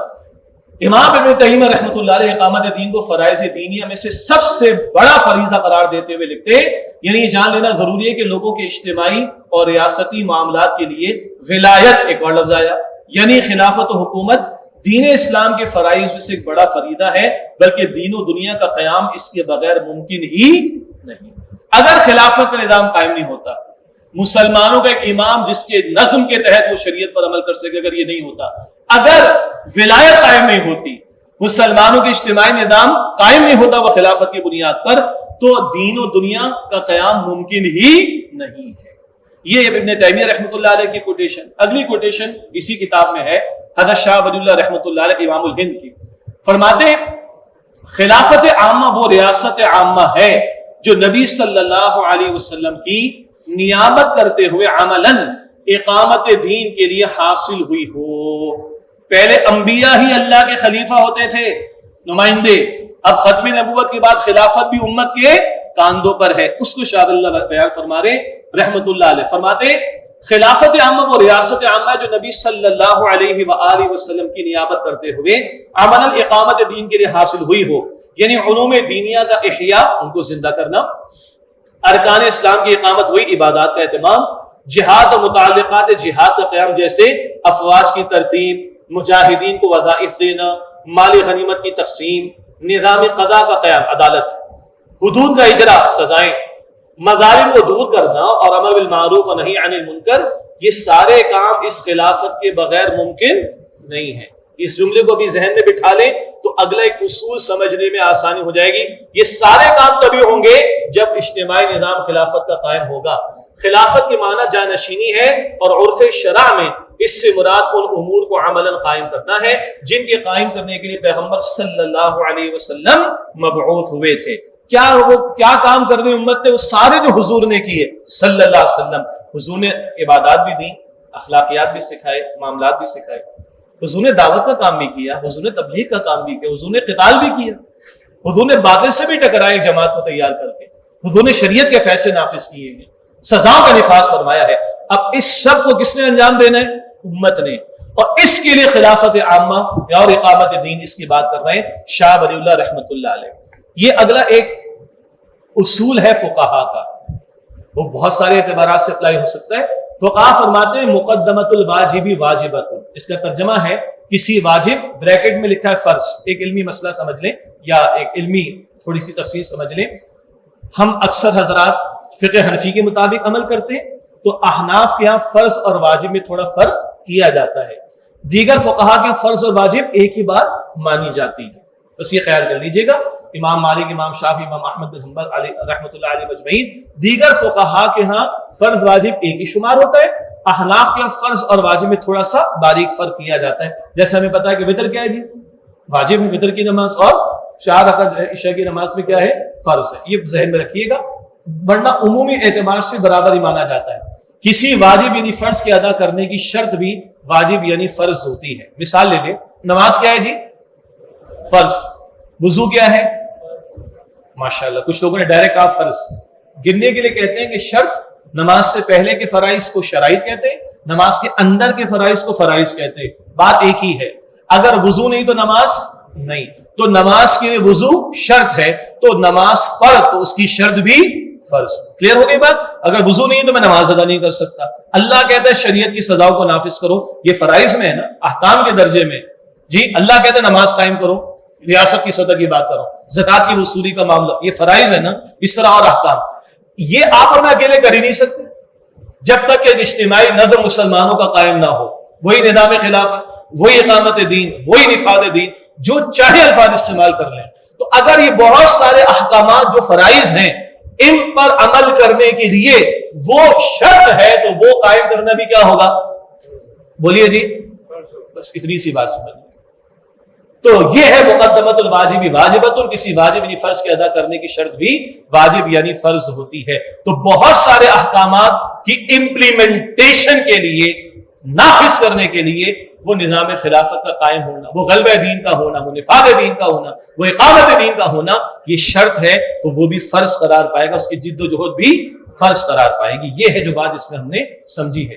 الحمدللہ ہمارے بڑے پیارے ساتھی ہیں عبدالسلام عمر صاحب، کوئٹہ میں ہوتے ہیں اور ماشاءاللہ صاحب علم ہیں، پی ایچ ڈی بھی کر رہے ہیں، علماء سے بھی استفادہ انہوں نے کیا، اسی موضوع پر انہوں نے کتاب مرتب کی اور تنظیم اسلامی نے شائع کیا۔ ہمارے یہاں فیصل آباد میں ہمارے تنظیم کے ذمہ داران کے اجتماع میں انہوں نے بیان بھی کیا تھا اس کو، فریضہ اقامت دین اسلاف کی آراء اور تعامل، رائے کی جمع آراء اور تعامل عمل سے ہے۔ تو یہ جو کہا جاتا ہے کہ آپ نے، ہم لوگ کوئی نئی بات کر رہے ہیں، غلبہ دین، نفاذ دین، اقامت دین، کوئی نئی بات نہیں ہے، انہیں جمع کر دیا مفسرین، محدثین، فقہاء، اسلاف کی آراء اور ان کا اپنا عمل کیا رہا۔ یہ کتاب بھی ہمارے مکتبوں سے آپ کو مل جائے گی انشاءاللہ، اور انشاءاللہ تعالی ہماری ویب سائٹ سے بھی آپ اس کو ڈاؤن لوڈ کر سکیں گے۔ اب مجھے پانی پینا ہے انشاءاللہ تعالی، تو اس دوران میں آپ کو ہم ایک کلپ دکھائیں گے استاد محترم ڈاکٹر اسرار صاحب کا رحمۃ اللہ علیہ، 2 منٹ کچھ سیکنڈ کا ہے، ان کے الفاظ میں سن لیں. اللہ تعالیٰ نے جو ان کو ملکہ عطا فرمایا تھا، جو صلاحیت عطا فرمائی تھی، بقول ڈاکٹر شاہد مسعود کی جو یہ الفاظ شاہد مسعود نے جنرل مشرف کو کہے تھے کہ جو آنکھیں اللہ تعالیٰ نے ڈاکٹر سار صاحب کو عطا فرمائی تھی، جو لب و لہجہ اللہ تعالیٰ نے عطا فرمایا تھا، وہ کمال کا تھا. اللہ تعالیٰ پر اپنی رحمتیں نازل فرمائے. انشاءاللہ امید ہے کلپ آپ سن لیں گے. ہم ایسے ملک میں رہ رہے ہیں جس میں اللہ کا قانون نافذ نہیں ہے، جس کا مالی نظام سود اور جوئے پر ہے. ہم اس کو بدل نہیں سکتے. کیا کریں؟ کہاں جائیں؟ کس طرف جاؤں؟ کسے دیکھوں؟ کسے آواز دوں؟ اے ہجوم نامرادی، دل بہت گھبرائے ہے. کہاں جاؤں؟ دنیا میں 1 انچ نہیں ہے، کوئی ملک نہیں ہے جہاں اے اللہ تیرا دین قائم ہو. جائیں تو کہاں جائیں؟ دیکھیے ہماری بندگی جزوی ہے. نمازیں ہم پڑھ رہے ہیں، روزے ہم رکھ رہے ہیں، مسجدیں عالی شان بنائی ہیں، نظام کفر کا ہے. قرآن کہتا ہے وَمَن لَّمْ يَحْكُم بِمَا أَنزَلَ اللَّهُ وَأُولَٰئِكَ هُمُ الْكَافِرُونَ. جو لوگ قرآن کی، اللہ کی اتاری ہوئی شریعت کے مطابق فیصلے نہیں کرتے وہی تو کافر ہے. کافر کسے کہتے ہیں؟ اقبال نے کہا نا، بتوں سے تجھ کو امید ہے، خدا سے نو امیدی، مجھے بتا تو صحیح اور کافری کیا ہے. تمہاری ساری امیدیں امریکہ کے ساتھ وابستہ ہیں. وہ مسئلہ طے کرا دے، وہ یہ کرا دے، وہ کرا دے، وہ معاملہ ہمارا. وہی تو سب سے بڑا چور وہی ہے، سب سے بڑا ڈاکو وہی ہے، سب سے بڑا اسلام کا مخالف وہی ہے، اور اسی کے پاس ہم جاتے ہیں. قرآن کا فتویٰ تو یہ کہ تم کافر ہو. ہاں انفرادی طور پر تم مسلمان ہو، اجتماعی طور پر قومی سطح پر تم کافر ہو. وَمَن لَّمْ يَحْكُم بِمَا أَنزَلَ اللَّهُ فَأُولَٰئِكَ هُمُ الْكَافِرُونَ. یہ 7واں رکوع ہے سورہ مائدہ کا. اور پھر فرمایا وَمَن لَّمْ يَحْكُم بِمَا أَنزَلَ اللَّهُ فَأُولَٰئِكَ هُمُ الظَّالِمُونَ. جو اللہ کے اتارے ہوئے قانون کے مطابق فیصلے نہیں کرتے وہی تو مشرک ہیں. اللہ کے حکم کو چھوڑ کے کسی اور کے حکم پر فیصلہ کر رہے ہو، اس سے بڑا شرک کیا ہوگا. اور تیسری مرتبہ فرمایا وَمَن لَّمْ يَحْكُم بِمَا أَنزَلَ اللَّهُ فَأُولَٰئِكَ هُمُ الْفَاسِقُونَ. وہی تو فاسق ہیں، فاجر ہیں، وہی تو سرکش ہیں، وہی تو باغی ہیں، وہی تو غدار ہیں اللہ کے، جو اللہ کی شریعت کے مطابق فیصلے نہیں کرتے. اب ان 3 آیتوں کی روح سے سمجھ لیجئے ہم کہاں کھڑے ہیں. ایک اور تناظر میں نفاذ دین اسلام کیوں، جو دوسرا سوال ہے، اس کو تھوڑا پاکستان کے تناظر میں بھی دیکھ لیتے ہیں. پاکستان سے محبت کی بنیادی وجہ ہے کہ اس ملک کو ہم نے اسلام کے نام پر حاصل کیا. دیکھا ہے کہ پاکستان کا قیام مسلم قومیت کے اساس اور اسلام کے نام پر ہوا. ساری تحریک میں جد و جہد جو تیز ہوئی وہ اس نعرے کی وجہ سے کہ پاکستان کا مطلب کیا؟ لا الہ الا اللہ. بقول علامہ اقبال اسلام کے نظام عدل اجتماعی، جس کے کچھ مظاہر ابھی ہم نے سمجھے مختصراً، سوشل جسٹس پر جو پردے دور ملوکیت میں پڑ گئے تھے انہیں ہٹا کر سیاسی، معاشی اور معاشرتی عدل و انصاف کے اس نظام کو دوبارہ قائم کیا جائے جو نبی اکرم صلی اللہ علیہ وسلم کی رحمت للعالمین کا اصل مظہر ہے، تاکہ پوری نوع انسانی کے لیے ہدایت اور سلامتی کا ایک روشن مینار وجود میں آ سکے. یہ مستقبل پاکستان اقبال کے پیش نظر تھا کہ پاکستان ہمیں کیوں چاہیے تھا. اسی طرح بانیوں میں ہمارے پاکستان قائد اعظم محمد علی جناح نے بھی فرمایا تھا کہ ہمیں پاکستان اس لیے مطلوب ہے کہ عہد حاضر میں اسلام کے اصول حریت اور اخوت اور مساوات کا ایک عملی نمونہ دنیا کے سامنے پیش کر سکے. باقی آپ نے شہر میں ہمارے وہ بینرز بھی دیکھے ہوں گے، کئی پلے کارڈز دیکھے ہوں گے، جس میں آپ نے دیکھا ہوگا کہ قائد اعظم کو فرمان بھی لکھا ہے کہ پاکستان کا آئین کیا ہوگا؟ وہ قرآن حکیم ہوگا. قائد اعظم کے جو آخری دنوں میں معالج تھے ڈاکٹر ریاض علی شاہ صاحب، ان کے الفاظ ریکارڈ پر ہیں. وہ کہتے ہیں کہ قائد اعظم بالکل آخری دنوں کی باتیں بڑی ہلکی آواز میں گفتگو کرتے تھے. کہتے ہیں کہ میرا ایمان ہے کہ یہ پاکستان رسول اللہ صلی اللہ علیہ وسلم کا روحانی فیضان ہے، اور میں بڑا مطمئن ہوں کہ اللہ تعالیٰ نے خطہ میں عطا فرما دی. لیکن اب ہمارا فرض ہے خلافت راشدہ کو سامنے رکھیں، اصول ہیں، رہنمائی ہے، اور عہد حاضر کی پہلے اسلامی فلاحی ریاست دنیا کے سامنے پیش کریں. یہ کوٹیشنز ریکارڈ پر موجود ہے، ان کو بھی ہم نے بہت الحمدللہ شائع کیا ہے. لیکن 74 سال سے زائد گزر چکے اور شمسی حساب سے 75ویں سال میں یہ ملک قدم رکھ چکا ہے، تاحال اس اصل منزل کی جانب کوئی پیش قدمی نہیں ہو سکی، بلکہ اب تو بہت زیادہ ریورس گیئر ہم لگاتے چلے گئے ہیں. چنانچہ آگے دیکھیں، نفاذ دین قیام پاکستان کا اصل مقصد تھا، اور اس لیے بھی کہ یہی پاکستان کی بقا اور استحکام کا ضامن بن سکتا ہے۔ اور کیجئے گا، بانی تنظیم ڈاکٹر اسرار صاحب نے وضاحت فرمائی ہے، اسرائیل بنا ہے دھوس دھمکی بدماشی کی بنیاد پر۔ اگر وہ بدماشی جو امریکہ کے آشرواد سے اس کو حاصل ہٹ جائے، اسرائیل ختم ہو جائے گا۔ ہم بنے نظریے کی بنیاد پر، نظریہ ختم، ہم ختم ہو جائیں گے۔ آگے دیکھیں لکھا ہے کہ چنانچہ اسی مقصد سے انحراف کے باعث لسانی اور علاقائی عصبیتوں نے سر اٹھایا اور مسلمان قومیتوں میں تقسیم ہوئی۔ اسلام نے اللہ سے جو بدعہدی اور بے وفائی کی تھی، اس پر اس کے عذاب کا ایک کوڑا 1971 میں ہماری پیٹھ پر برسا۔ کیا نام ہے اس ملک کا؟ تو بھائی دو پاکستان کر لیتے، مشرقی پاکستان، مغربی پاکستان، لیکن نہیں، زبان بنگلہ دیش ہے نا، دو جرمنی، دو کوریا، مثالیں موجود ہیں، دو پاکستان ہو جاتے، لیکن نہیں۔ اگر اس نظریے کو مضبوط نہیں کیا تو کوڑا برسا، کبھی سندھو دیش کے نعرے سندھ میں، کبھی پختونستان کے نعرے، کبھی بلوچستان میں رہتی کی باتیں چلتی رہتی، اٹھتی رہتی۔ وجہ اگر اس نظریے کو مضبوط نہیں کریں گے تو یہ ٹکڑے ہونا فطری سی بات ہے۔ ورنہ یہاں زبانیں بولنے والے الگ ہیں، یہاں بود و باش کے طریقے رکھنے والے الگ ہیں، یہاں نسلیں الگ ہیں، کھانے پینے کے سٹائل ڈیفرنٹ ہیں، ڈریس کوڈ ڈیفرنٹ ہے۔ ان سب اختلافات رکھنے والوں کو جوڑا کس چیز سے تھا؟ پاکستان کا مطلب کیا؟ لا الہ الا اللہ۔ اس کو ہم نے کمزور کر دیا تو ملک کمزور ہو گیا، اس کی سلامتی اسٹیک پر آ چکی ہے۔ نبی اکرم صلی اللہ علیہ وسلم نے اس حوالے سے کیا فرمایا؟ شعب الایمان امام بیہقی رحمۃ اللہ علیہ اس حدیث کو لے کر آئے۔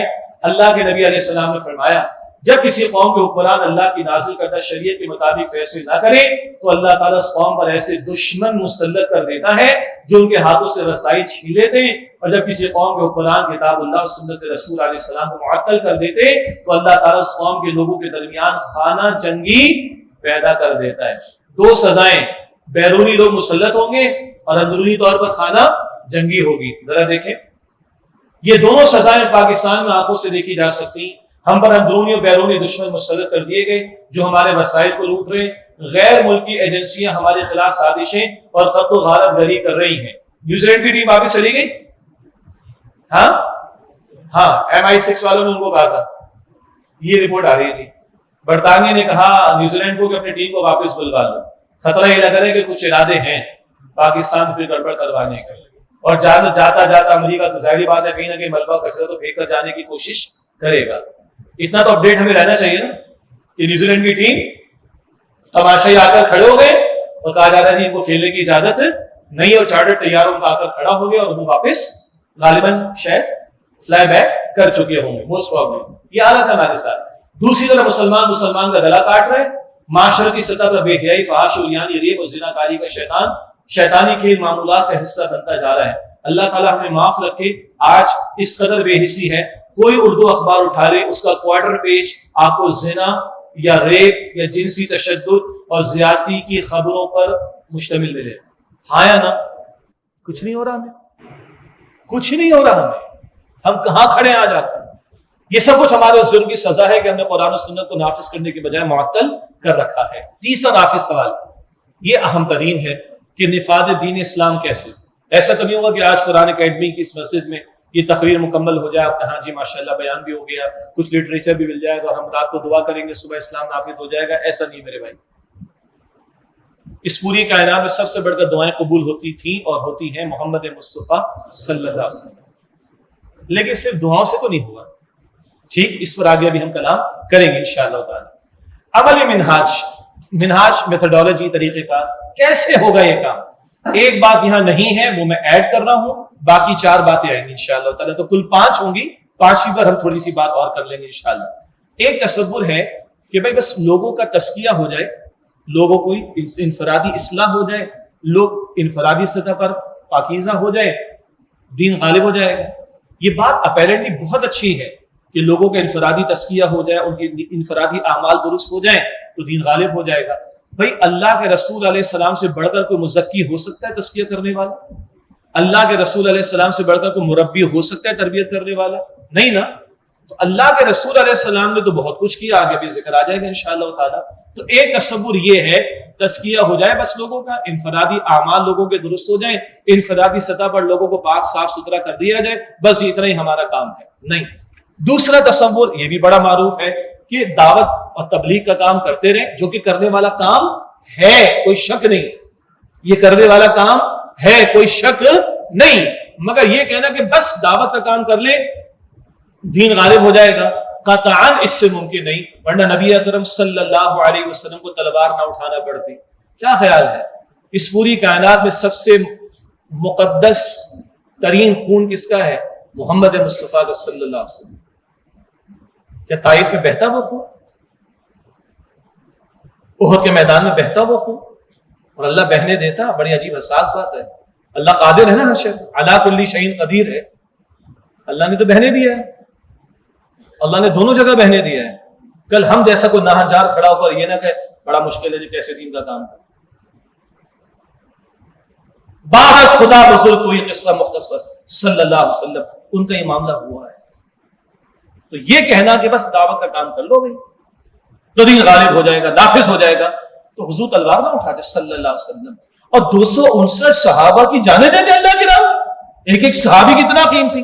اہل سنت کے ہاں عقائد کی کتابوں میں تفصیل میں بات پڑھائی جاتی ہے نا، ایک پلڑا ہو جس میں پوری امت کو رکھیں کوئی صحابی نہ ہو، اور دوسرے پلڑے میں ایک صحابی کو رکھیں، سمجھانے کے لیے مثال ہے، کون سا بھاری ہوگا؟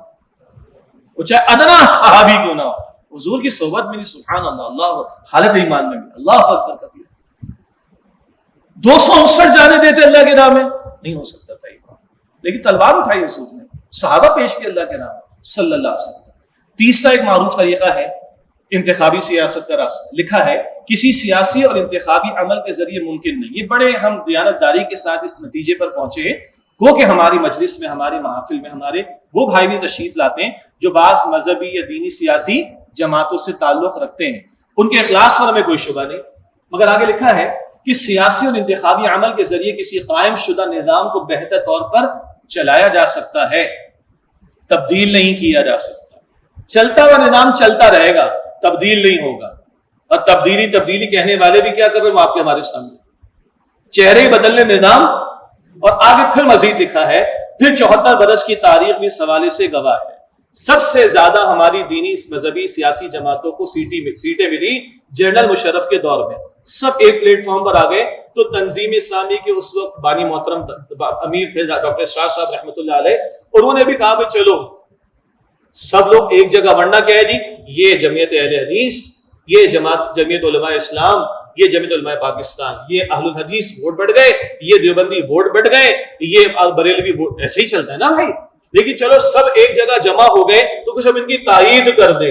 ڈاکٹر صاحب نے اپنے درس کے بعد جماعت اسلامی کے ایک صاحب کو کراچی کی قرآن اکیڈمی میں گفتگو کرنے کا موقع دیا، بہرحال بڑی سیٹیں مل گئی، اور نہ اس سے پہلے کبھی ملے نہ آئندہ کبھی ملنے کا امکان۔ کیا ہوا جنرل مشرف کے دور میں؟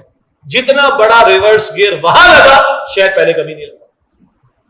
تو یہ تاریخ ہمارے سامنے گواہ ہے، اور اس کے اور بھی شواہد ہیں۔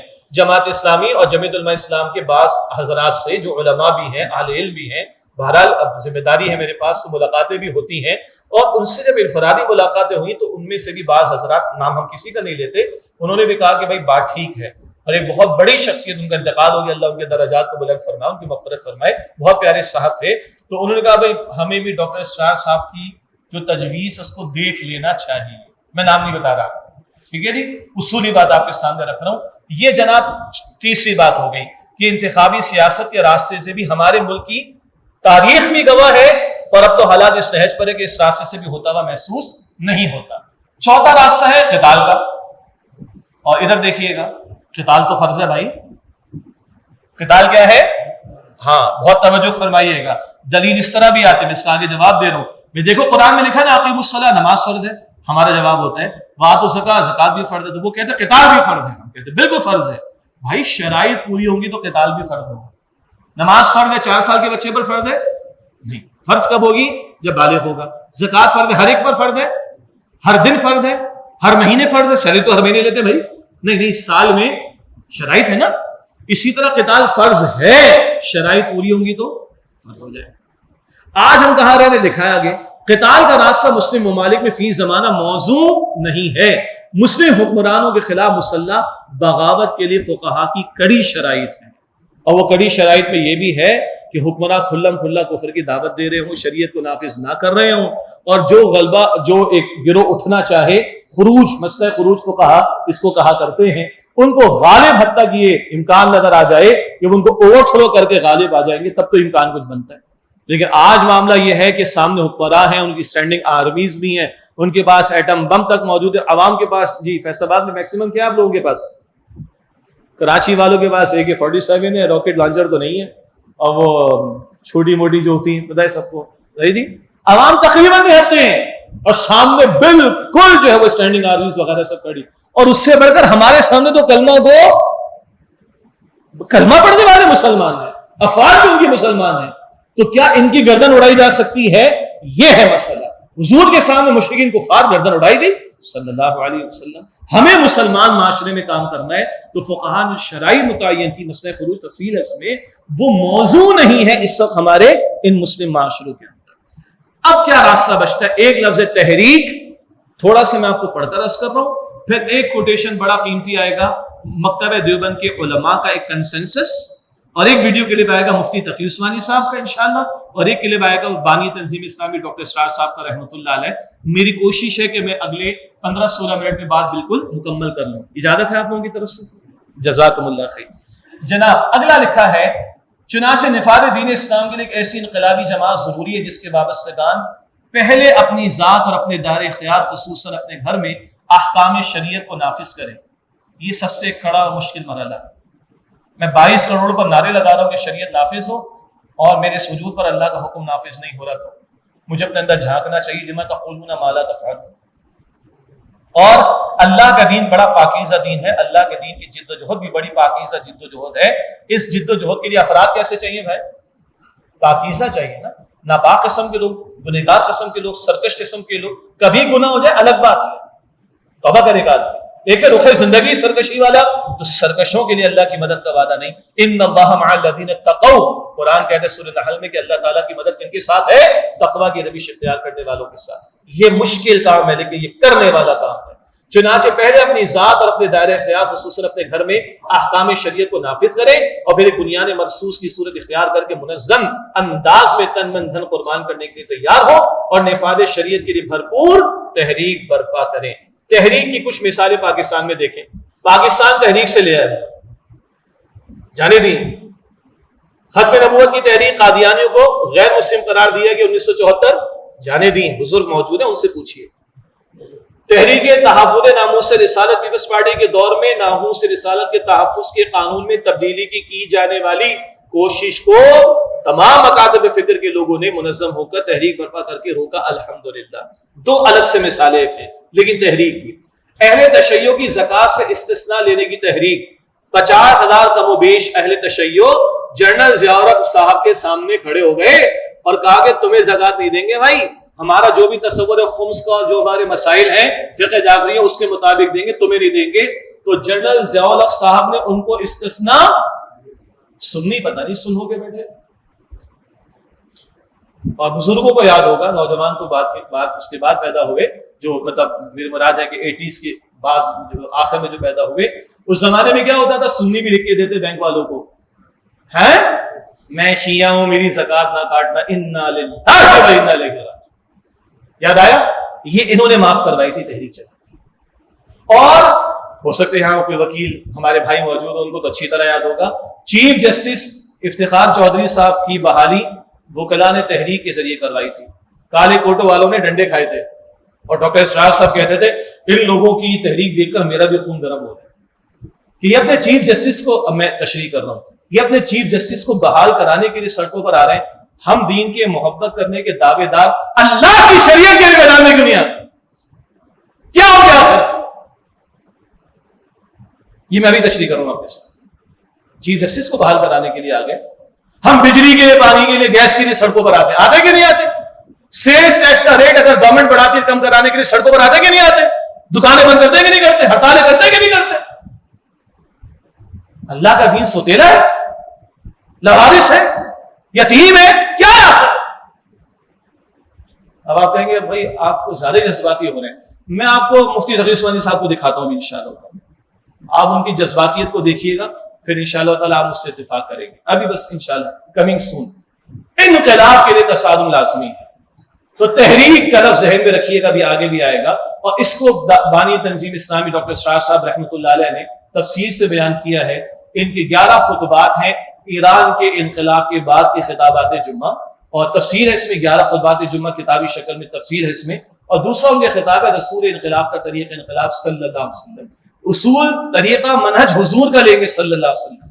وہاں دعوت ہے قرآن کے ذریعے، وہاں لوگوں کو منظم کرنا ہے بیعت کے ذریعے، وہاں لوگوں کی تربیت ہے، لوگوں کو صبر کے مراحل سے گزارنا ہے، جماعت کو منظم کرنا ہے، اور اقدام کرنا، باطل نظام سے تصادم کرنا. یہ حضور کے منہج کی تفسیرات ان کتابوں میں، کتابچے میں آپ کو مل جائے گی انشاءاللہ تعالی. لیکن لفظ تحریک کو ذہن میں رکھیے گا. پہلے افراد کی تیاری جو اپنے آپ پر شریعت کو نافذ کرے ممکن حد تک، اور پھر منظم ہو کر شریعت کے نفاذ کا مطالبہ لے کر وہ کھڑے ہو کر میدان میں آنے کی کوشش کریں. یہ تاریخ نوٹ کیجئے گا. 14 اپریل 2010 کو ڈاکٹر اسرار صاحب کا انتقال ہوا تھا رحمۃ اللہ علیہ. 14 اپریل 2010 کو ڈاکٹر اسرار صاحب کا انتقال ہوا تھا. انہی دنوں میں 2-2.5 دن کا اجتماع تھا مکتبہ دیوبند کے علماء کا، اور یہ جامعہ اشرفیہ لاہور میں ہوا، اور چوٹی کے علماء 250 کے قریب، اور ان کی علمی سیاسی دونوں قیادتیں وہاں پر موجود تھیں.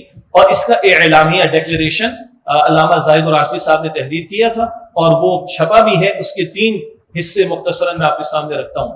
پہلے حصے میں انہوں نے مشترکہ موقف یہ بیان کیا ہے کہ ملک بھر کے علماء کا اجتماع عام مسلمانوں کے اس احساس میں برابر کا شریک ہے کہ ہمارا ملک جن گناہ مسائل سے دوچار ہے اور اپنی تاریخ کے نازک ترین دور سے گزر رہا ہے، اس کی بنیادی وجہ یہ ہے کہ نفاذ اسلام کے اس عظیم مقصد کے لیے مملکت خداداد حاصل کی گئی، اس کی طرف سے مجرمانہ غفلت برتی گئی، اور عملاً اسلامی نظام زندگی اور اسلامی نظام عدل کی طرف پیش قدمی کے بجائے ہم اس منزل سے دور ہوتے چلے گئے. یہ ہمارا بھی تجزیہ، اور یہ 2010-15 اپریل کو علماء کا تجزیہ، مکتبہ دیوبند کی چوٹی کی قیادت 250 علماء کا.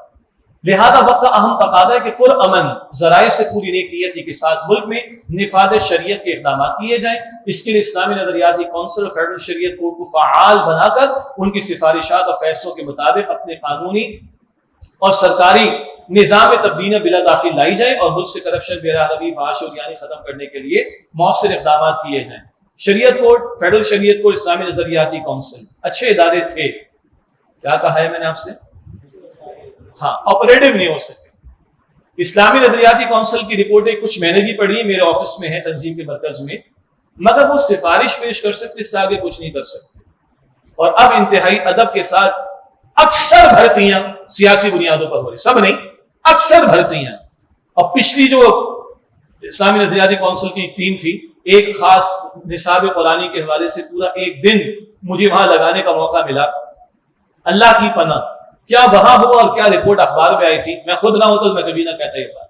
سیاسی بھرتیاں الا ماشاء اللہ، اچھے لوگ بھی ہیں، کم ہیں، لیکن ماضی میں بڑے جید علماء، بڑے جید تمام مکاتب فکر کے علماء تھے، بہترین ان کی سفارشات ہیں، مگر وہ لکھی بھی موجود ہے، امپلیمنٹ نہیں ہو رہی.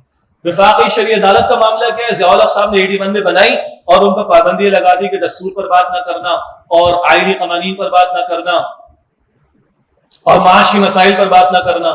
10 سال ختم ہوئے، جسٹس تنزیل الرحمان صاحب نے ورڈکٹ دیا کہ بینک کا انٹرسٹ ہے وہ بھی ربا حرام ہے. 91 میں انہوں نے دیا، 92 میں نواز شریف صاحب پٹیشن لے کر چلے گئے، معاملہ لٹکتا رہا. پھر فیڈرل شریعت کورٹ سے سپریم کورٹ پاکستان کے شریعت بینچ میں گیا. اس کے بعد مفتی تقی عثمانی صاحب جیسے جید حضرات نے بڑا زبردست 1250 پیجز کا ورڈکٹ دیا. بعد میں مشرف صاحب نے پورا بینچ بدل دیا اور اس کو ریورس کر کے گھما کے پھر شریعت کورٹ میں بھیج دیا. پھر ہم نے شریعت کورٹ میں فائٹ کرنے کی کوشش کی تنظیم اسلامی کے پلیٹ فارم سے. اس کے بعد وہ معاملہ لٹکتا رہا اور بینچ پہ بینچ بدلتے رہے، ٹوٹتے رہے، چلتے رہے، پھرتے رہے، گھومتے رہے، آتے رہے، جاتے رہے. اور آج 1967 سے جو تحریکیں چلی، محنتیں چلی، آج 2021 کی بات ہے، ہم وہیں پہ کھڑے کہ سود کا دھندا ختم کرنے کے لیے حکومت تیار نہیں ہے. تو یہ تو باتیں تھی. اور میں نے جملہ کہا تھا سخت ہے، میرے جملے سے زیادہ سخت جملہ آپ مفتی تقی عثمانی صاحب کا سن لیجئے گا، لاتوں کے بھوت. تو یہ باتوں سے تو ہونے والا نہیں، یہ سافٹ ریولوشن تھا جو آ سکتا تھا، مگر اس راستے پر لوگ نہیں آئے. دوسری ریکمنڈیشن علماء کی کیا ہے، نوٹ کیجئے گا. تمام سیاسی اور دینی جماعتوں کا فرض ہے کہ وہ اپنے دوسرے مقاصد پر نفاذ شریعت کے مطالبے کو اولیت دے کر حکومت پر دباؤ ڈالیں اور اس کے لیے مؤثر مگر پرامن جد و جہد کا اہتمام کریں. ہم بھی تحریک کہتے ہیں، مطالبہ کہتے ہیں، پرامن کہتے ہیں، جد و جہد کہتے ہیں. الفاظ ہمارے غور کیجئے گا. اور ڈاکٹر شاہ صاحب کے منہج انقلاب نبوی کے خطابات 1982-83 کے لگ بھگ کے وہ پڑھ لیجئے گا، یہی الفاظ آپ کو ملیں گے. عجیب ہے کہ 14 اپریل کو ڈاکٹر صاحب کا انتقال ہو رہا ہے 2010 کو، اور 15 اپریل کو ان علماء کا اسی بات پر جو ڈاکٹر صاحب 30 سال سے بیان کر رہے تھے کہ اتفاق ہو رہا ہے. کئی علماء ڈاکٹر شاہ صاحب کے جنازے میں وہاں سے شریک بھی پھر ہوئے تھے الحمدللہ. اب مجھے امید ہے کہ مفتی تقی عثمانی صاحب کیا کسی تبصرے کی ضرورت ہے. ڈیٹ ہے 21 مارچ 2018. پس منظر کیا ہے؟ ہمارے حکومتی ریاستی کچھ اداروں نے علماء سے ایک بیانیہ لیا تھا، پاکستان کا بیانیہ، یاد ہے؟ بھول گئے؟ اور ایک مفتی منیب الرحمان صاحب نے جرأت کر کے اختلافی نوٹ لکھا تھا، باقی سب نے اتفاق کیا تھا، اس سے نہیں جاتا اس بحث میں. اس کے بعد صوبوں کی سطح پر علماء کے کنونشنز ہوئے. یہ سندھ کی سطح کا دیکھیں کیا لکھا ہے اوپر، صوبائی پیغام پاکستان کانفرنس سندھ. اور یہ 25 منٹ کا خطاب ہے مفتی تقی عثمانی صاحب کا، نیٹ پر اویلیبل ہے.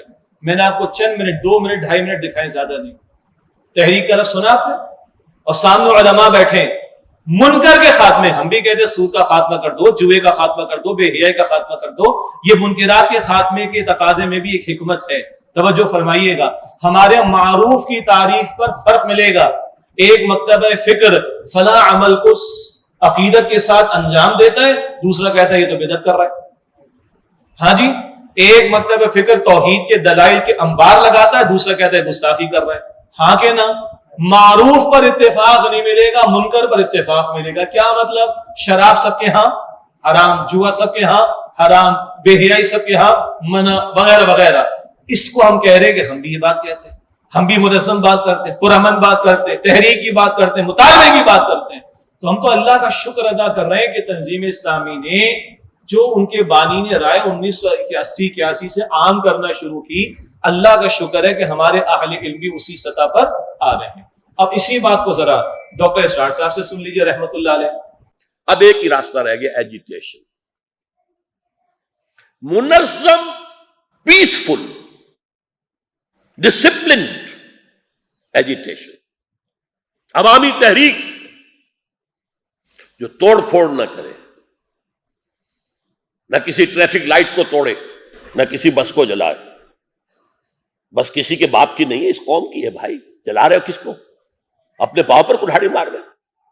یہ کہہ رہے کہ جلا رہے ہیں، کس کی ہے؟ تم جیسے ہی مسلمان لوگوں کی ہے نا. نہیں، نہ کسی کی املاک کو کوئی نقصان، نہ کسی کی جان کے اوپر کوئی حملہ، خود جانے دینے کو تیار. اس کو میں کہتا ہوں یک طرفہ جنگ. جنگ ہے یہ. اب ہم یہ نہیں ہونے دیں گے. ہم نے بہت کچھ تمہاری درخواستیں کر لی، ہاتھ جوڑ لیے، خدا کے لیے سود ختم کر دو. اب ہم پکٹنگ کریں گے، گھیراؤ کریں گے، بینکوں کا گھیراؤ کریں گے، اور ہم نہیں کسی کو نکلنے دیں گے، نہ گھسنے دیں گے. چلاؤ ہم پر گولیاں. یہ طریقہ ہے کہ جس سے اب ہمیں کام کرنا ہوگا. ورنہ اگر ہم وائلنٹ ہو کر تلوار اٹھائیں تو کیا اٹھائیں؟ کس کے خلاف اٹھائیں گے؟ کیا ایئر فورس کے خلاف؟ کیا ہم نے ایئر فورس بلوچستان میں 2 مرتبہ استعمال نہیں کی؟ کیا ایئر فورس کے ذریعے سے حافظ الاسد نے ایک دن میں ہزاروں اخوانی ختم نہیں کر دیے تھے؟ شہر ہما وہاں بمباری کر کے جو مرکز تھا وہاں پہ الاخوان المسلمین کو اڑا دیا اس کو. تو آج مقابلہ بہت ان ایکول ہے. لہذا 2 طرفہ جنگ جو ہے، ہاں جہاں ممکن ہو، کوئی پہاڑی ملک ہے وہاں پر کوئی چھاپے مار جنگ ہو سکتی، حرام نہیں ہے جنگ. دین کو قائم کرنے کے لیے حضور نے جنگ لڑی ہے تو ہم بھی لڑ سکتے ہیں، اور کلمہ گو کے خلاف بھی لڑ سکتے ہیں. امام ابو حنیفہ کا موقف یہ ہے کہ چاہے وہ مسلمان حکمران ہیں، لیکن اگر وہ فاسق اور فاجر ہے تو ان کے خلاف بغاوت کر سکتے ہو. پہلے تو امر بالمعروف نہی عن المنکر زبان سے کرو. فإن لم یعتبر، اگر یہ زبان سے کہنا اثر انداز نہیں ہوتا، فبالسیف، تو پھر تلوار کے ذریعے سے امر بالمعروف اور نہی عن المنکر کرو. تو جائز ہے، لیکن جائز ہونا اور ہے، فیزیبل ہونا اور ہے. جائز ہے، عملاً ممکن نہیں ہے. اسٹینڈنگ آرمیز، 10 لاکھ کی فوج کھڑی ہے، ٹینکس ہیں، کیا کریں گے؟ جی بس یہ آخری سلائیڈ ہے انشاءاللہ. یہ ہے جو تحریک کا راستہ تنظیم اسلامی ریکمینڈ کرتی ہے، اور یہ خاص دلچسپی والا سوال تھا کیسے. اس میں ضرور آپ سے گزارش کروں گا کہ جس کتابچے کا حوالہ دیا گیا تھا آخر میں، رسول انقلاب کا طریق انقلاب، وہ کتابچہ بھی ہے، ویڈیو بھی ہے، آڈیو بھی ہے، 2.5 گھنٹے کا. اس کو بڑی توجہ سے سنیے گا تو یہ آخری حصہ بہت زیادہ آپ کے سامنے واضح ہوگا. آخری 3 نقطے. پہلا، غلبہ دین اسلام کی بشارات. ان بشارات کو بھی ہم نے شائع کیا، ہمارے لٹریچر میں وہ احادیث موجود ہیں. ایک حدیث مسلم شریف کی، اللہ کے نبی علیہ السلام نے فرمایا کہ اللہ نے ساری زمین مجھے لپیٹ کر دکھائی، میں اس کے مشرق بھی دیکھے مغرب بھی دیکھے، اور میری امت کا اقتدار وہاں تک پہنچے گا جہاں تک زمین مجھے لپیٹ کر دکھائی گئی. اور بعض احادیث میں اشارہ خراسان کے علاقے کی طرف ہے کہ یہاں سے فوجیں چلیں گی جناب مہدی کی نصرت کے لیے. اور خراسان کا علاقہ حضور علیہ السلام کے دور میں یہ پاکستان کے پہاڑی علاقے، افغانستان کا علاقہ اور ایران کا کچھ علاقہ، کچھ حصہ، یہ خراسان حضور کے دور میں کہلاتا تھا صلی اللہ علیہ وسلم. امید ہے کہ اس خطے سے اللہ تعالیٰ کام لے گا انشاءاللہ. اور اس میں پاکستان کا بننا یہ مشیت ازدی میں تھا. اس پاکستان کی حفاظت کا ہونا یہ اللہ کی بہت بڑی مشیت اس میں محسوس ہوتی ہے. اور ایک ہمت ہم پکڑے طالبان افغانستان سے، جنہوں نے اللہ پر توکل کر کے، اللہ پر اعتماد کر کے، اللہ پر یقین کر کے اپنے آپ کو کھڑا رکھا اللہ کی شریعت کے خاطر. اور آج اللہ نے دکھا دیا کہ 60 ملکوں کی ٹیکنالوجی بھی وہاں پر ناکام ہو گئی. دوسرا نقطہ آخر میں، نفاذ دین کے لیے جد و جہد کرنے والوں کے لیے بشارات. بڑا یہ پیارا موضوع ہے. کبھی اللہ فرماتا ہے کونوا انصار اللہ، اللہ کے مددگار بن جاؤ. ہماری کیا اوقات ہے، ہماری کیا حیثیت. دین تو اللہ غالب کرے گا. عالم اسباب اسٹرگل یہ جد و جہد کرنا ہمارا فرض ہے. جو یہ کام کرے اللہ کہتا ہے تم میرے مددگار. جو یہ کام میں لگے تو اللہ کہتے تم نہیں، میں یہ کام کر رہا ہوں. سورہ انفال میں آیت نمبر 16-17 میں اللہ فرماتا فلم تقتلوہم ولکن اللہ قتلہم وما رمیت اذ رمیت ولکن اللہ رما. اے مسلمانوں، تم نے قتل نہیں کیا، اللہ نے قتل کیا ہے. اے نبی، مٹی آپ نے نہیں پھینکی، مٹی تو اللہ نے پھینکی صلی اللہ علیہ وسلم. اور حضور کی وہ جو بڑی پیاری خواہش ہے، یا لیتنی لقیت اخوانی، کاش میری ملاقات میرے بھائیوں سے ہو جائے. تو صحابہ کے سوال پر حضور فرمایا کہ نہیں، میں تو ان سے ملنا چاہتا ہوں جو تمہارے بعد آئیں گے. یؤمنون بی ایمانکم یصدقونی تصدیقکم وینصرونی نصرکم. اے میرے صحابہ، مجھ پر ایمان لائیں گے جیسے تم ایمان لائے، میری مدد کریں گے جیسے تم نے میری مدد کی، اور میری تصدیق کریں گے جیسے تم نے میری تصدیق کی، اور میری نصرت کریں گے میرے صحابہ جیسے تم نے میری نصرت کی ہے. فیا لیتنی لقیت اخوانی، کاش میری ملاقات میرے بھائیوں سے ہو جائے. ہم حضور کی شفاعت کی دعا کرتے ہیں، اللہ ہم سب کو عطا فرمائے. حضور ہم سے ملنا چاہیں گے اگر حضور والے کام میں لگے. وقت فرصت ہے، کہاں کام ابھی باقی ہے. نور توحید کا اتمام ابھی باقی ہے. آخری بات، دروبینی کی ضرورت. ہم کہاں کھڑے ہیں؟ ہم بھی چیک کر لیں کہ ہماری ترجیحات اور پرائرٹیز میں دین کدھر ہے. میرے بچے کے میتھس کے نمبر کم آ گئے، انگلش کمزور ہے، میں کتنا پریشان. میرے بچے کا ایمان کمزور ہو، میرے بچے کا قرآن سے دوری کا معاملہ میں پریشان ہوں. میرے گھر میں اسمارٹ فون کی اسکرین ٹوٹے میں پریشان، اور اگر آئی فون کی ٹوٹ جائے تو بچے کی پڑھائی کر ڈالوں، میں مار دوں دماغ میں کھینچ کے. جس سے کہ 1.5 لاکھ اور 2.5 لاکھ کا بھی آئی فون آتا ہے. اتنا تھوڑا بہت تو مجھے بھی پتا ہے کہ نہیں. اور میرے رب کا حکم ٹوٹتا ہے، میرے رب کی شریعت کا مذاق اڑایا جاتا ہے، میرے رب کے احکامات پامال کیے جاتے ہیں، میرے چہرے کا رنگ بدلتا ہے. چیک کر لیں. اے خاص آئے خاصان رسول، وقت دعا ہے. امت پہ تیری آ کے عجب وقت پڑا ہے. وہ دین جو بڑی شان سے نکلا تھا وطن سے، پردیس معاج غریب الغربا ہے. ہم کہاں کھڑے ہیں؟ میں اپنے آپ سے پوچھوں، آپ اپنے آپ سے پوچھیں. کیا وہ جو قرآن کہتا ہے سورہ انعام میں ان صلاتی و نسکی و محیای و مماتی للہ رب العالمین، کی بے شک میری نماز اور میری قربانی اور میرا جینا اور میرا مرنا سب اللہ سبحانہ وتعالیٰ کے لیے. کیا میں ایسا ہوں؟ میں ایسا سوچتا ہوں؟ یہ میری ایسی پرائرٹی ہے، میری زندگی کا مقصد تیرے دین کی سرفرازی، میں اسی لیے مسلمان، میں اسی لیے نمازی. کیا میں ایسا ہوں؟ میں بھی سوچوں، آپ بھی سوچیں. وآخر دعوانا الحمدللہ رب العالمین.